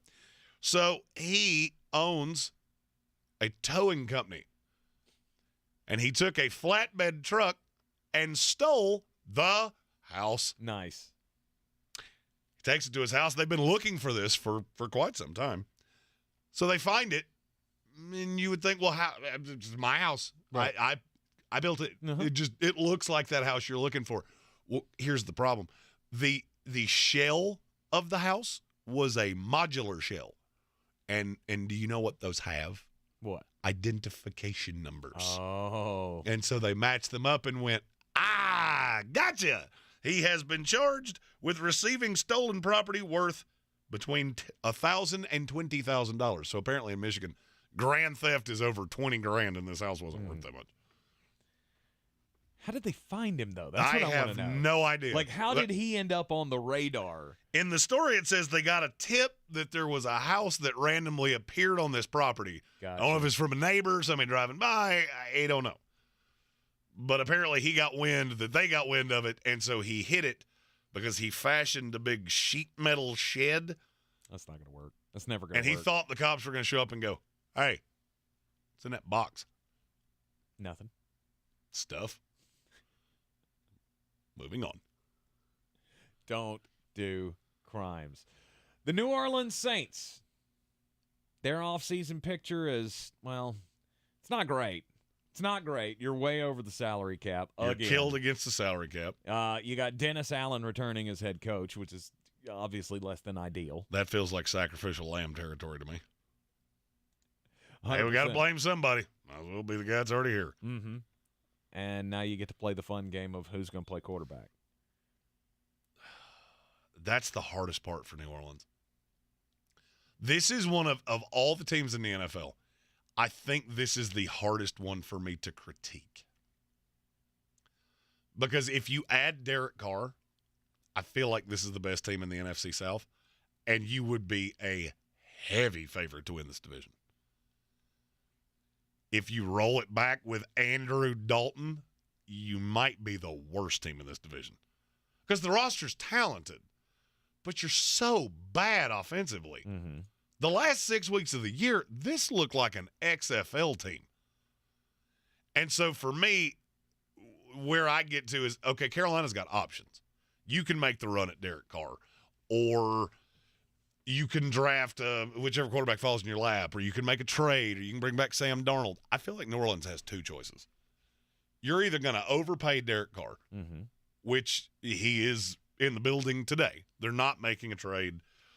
They're not giving up a third-round pick for a guy that's going to be cut in 6 days anyway. That doesn't make any sense for anyone involved. They're basically just getting a free interview. No doubt. They're getting him in the building going, hey, is this a fit for you? Because we'll give you all the monies. Mm-hmm. I don't know how we're going to fit it on the salary cap, but we'll give you all the I monies. was going to say, what do you have to sacrifice to make that happen? This is a team that's done that kick the can down the road thing so much that there's not a lot of restructuring that can be done. So even if you pushed it another year, you're going to be – you think you're bad now? Do that and see what it looks like next year. Mm-hmm. What strikes me as more likely is you start doing the post-June 1 cuts with Michael Thomas and Andrus Peat. The problem is that they all have these ridiculously high dead cap charges. But I feel like you could get under the cap with Derek Carr and still have a good enough roster to win this division. Now, do I think you're going to go to the playoffs and it be an absolute bloodletting? Yes, I do. But this is a team that is in the definition of purgatory. Mm-hmm. You're so talented, but you're getting older. Mm-hmm. And so you have to either completely reset the decks. And I don't even know necessarily how that would go. I was going to say, are you in a position to even do that? Because you have these big pieces, but because you have these longer contracts with all these guys, the dead cap's going to kill you. Right. It makes it illogical to do that. I mean, in a let's blow it up scenario, this is, you would think Cameron Jordan, Marshawn Lynch, Alvin Kamara. Marshawn Lattimore. What did I say? Marshawn Lynch. Yeah, that wasn't the guy. Yeah, he's doing commercials now. Right. But you would think all of these big names are the ones that you would have to get rid of. But their contracts make that impossible or, like I said, illogical to do.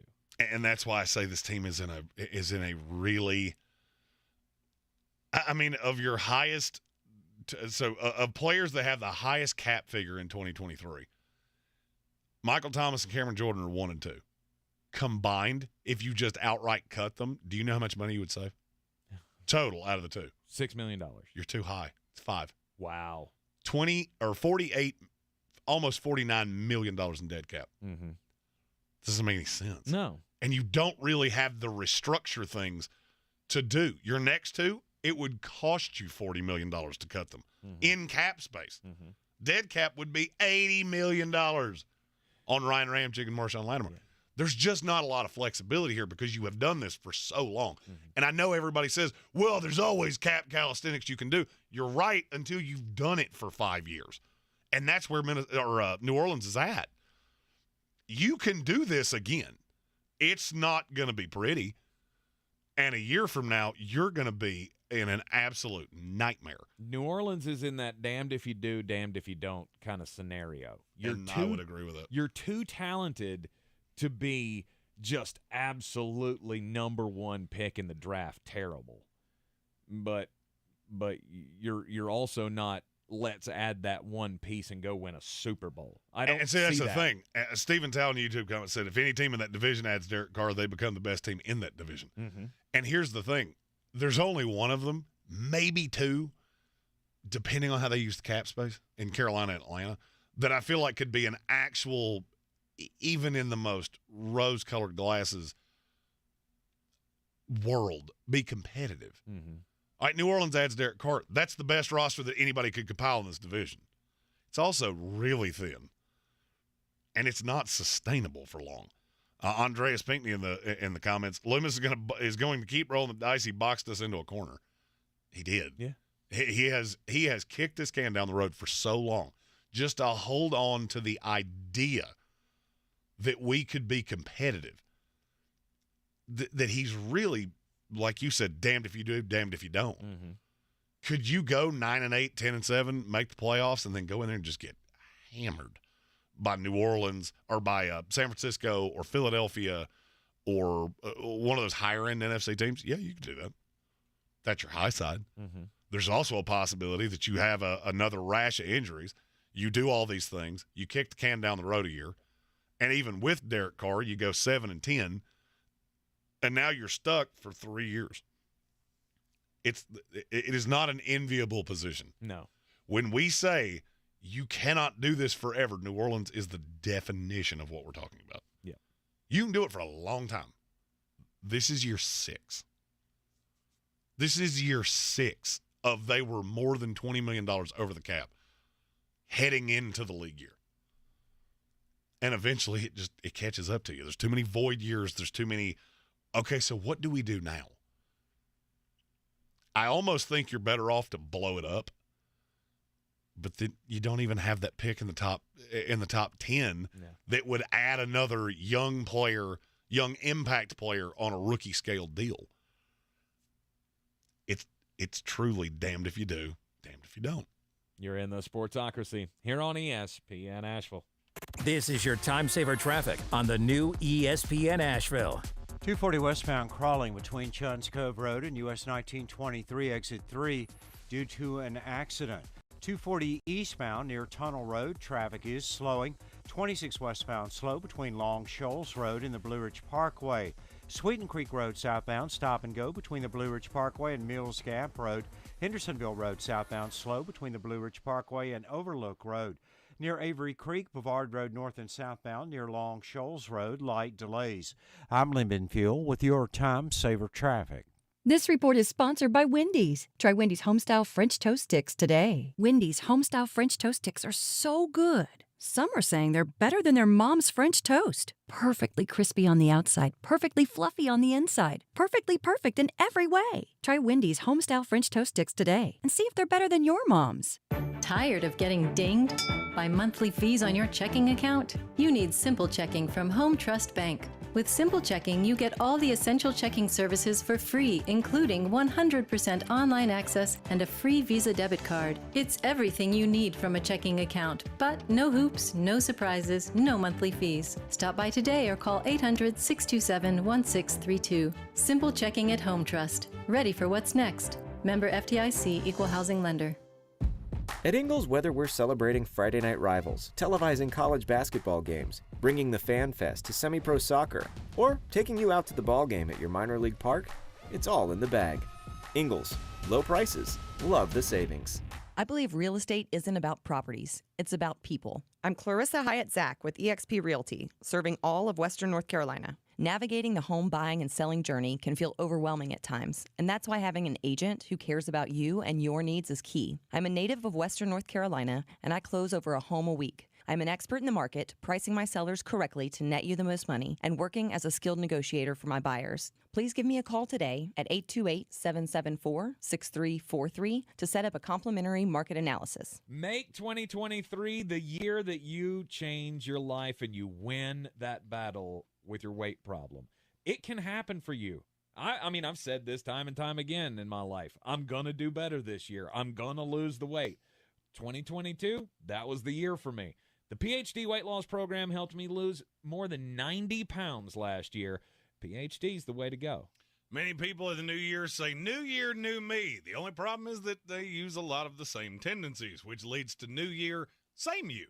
Sometimes you need a little help, and that's what PhD gives you. They give you plenty of the food. They give you all the direction, all the guidance. If it works for a guy like me that was as lazy with my food choices as I was, it will work for you. PhD weight loss. I lived all of my adult life around the 300-pound mark, and now I'm down around 200 pounds, and I feel infinitely better, as you can imagine. Go to myphdweightloss.com today. It's myphdweightloss.com. Everyone's heard about the housing market and this being the best time to sell a house in years. But the same thing applies to cars. Whether you're looking to buy a car, trade in, or sell that car in the driveway collecting dust, Fred Anderson Nissan of Asheville wants to buy your car. They have 2 on-site managers that work with Kelley Blue Book to give you top dollar for your vehicle. You can even have your car appraised instantly at AndersonNissan.com. Stop in and visit them today at 629 Brevard Road in Asheville or call them at 828-365-1663.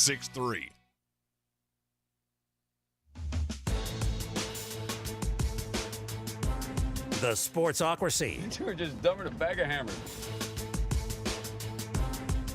All right, we are almost officially done with hump day of Super Bowl week. We've got 2 days left in this week, and then, of course, we will be at the Village Porch, 41 North Merriman Avenue on Sunday for the big game.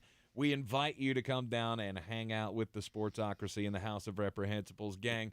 We're going to have a big table. You can come sit with us. Yes. We'll have some good old times. I'm going to have some domestic lights, have some mullet makers, a little fireball domestic light combo. It's going to be you've got me sold on the Angry Balls thing now. Oh, like Angry Orchard with the fireball drop yes. it. I'm sure at some point probably be doing that. Yes, every time. Well, no, maybe not every time, but when you have a mullet maker, I'll be having an Angry Balls. Indeed. And it's going to be a lot of fun on Sunday evening. So come on out and join us. Philadelphia Eagles, Kansas City Chiefs, 6:30 kickoff from the Village Porch, 41 North Merriman Avenue. Roger Goodell had his big press conference today. The state of the NFL. That's right. Which went far better than the state of the union. Yeah, we don't do try to lower the price on. I don't know what that was. We will not be trying to lower the price of that. No, whatever it was. Not going to do that. One of the things to come out of his State of the League press conference today was flex scheduling on Thursday nights. And Monday nights. Yes. Monday nights is actually starting. Thursday night has not. Right. Monday's already coming. That's a done deal. Hallelujah. We're going to do Monday night flex scheduling. Do you feel like that came because ESPN went, okay? They all did. ESPN was the one who was getting hammered. Yes. Amazon's one thing. Amazon's, all right, you're the new kid on the block. ESPN's paid its dues. And I'm not saying that because we are on an ESPN affiliate. Okay, we've given you a lot of money, and these games have been, large part, been awful. Yes. And don't give me the, but the travel. We've shown we can get around that. Right. And this is not going to be a scenario. I've already seen the comments from people talking about, so what? So Sunday's game is over, and then an hour later you're going to tell them they have to turn around and play on Thursday? No, that's not how this is going to work. No, it'll be flexed a week in advance. Yes, you will have a week, maybe 2 weeks. And we don't even start flex until, what, week 10? Which should start way earlier in the season. I'm not as sold on that. By week 5, you know. By week 5, you will know if you're going to get a dog water matchup on a prime time. Not necessarily. Not necessarily. The Jacksonville Jaguars in week 5 were unwatchable. But week 10, that was a completely different scenario. Let's just do it on a week-by-week basis, and it keeps these just horrendously bad network games from happening. Mm-hmm. It's what the NFL does. They see a problem, and it was a huge problem last year. Yes. And you fix it. Thursday night, you're going to have one more year where they don't flex that because the logistics of that, we'll go ahead and tell you the logistics of that are going to be a headache. Because that is a logistical nightmare. Because now you start dealing with the following week and where that's going to be tough. But Monday was easy. It's always been easy, and I'm glad they got this done. Mm-hmm. Also, when talking about the issue of the officiating in the NFL, Roger Goodell has assured us that NFL officiating has never been better. I'm going to disagree for the square. That's what a lie sounds like. You keep putting lipstick on this pig, but I really would like to know why it keeps oinking there, Raj. Right. So it's never been better, but there again, it's never going to be perfect. We're not asking for perfect, Roger. No one has ever said we need to have, no missed calls or controversial calls or anything like that. Sky Judge, period. Yes. You are in the Sportsocracy here on ESPN Asheville. We will be back with you in the Ingles Studio tomorrow at 3 o'clock. We'll be one day closer to the kickoff of Super Bowl 57. Kansas City Chiefs, Philadelphia Eagles. See you tomorrow. This is your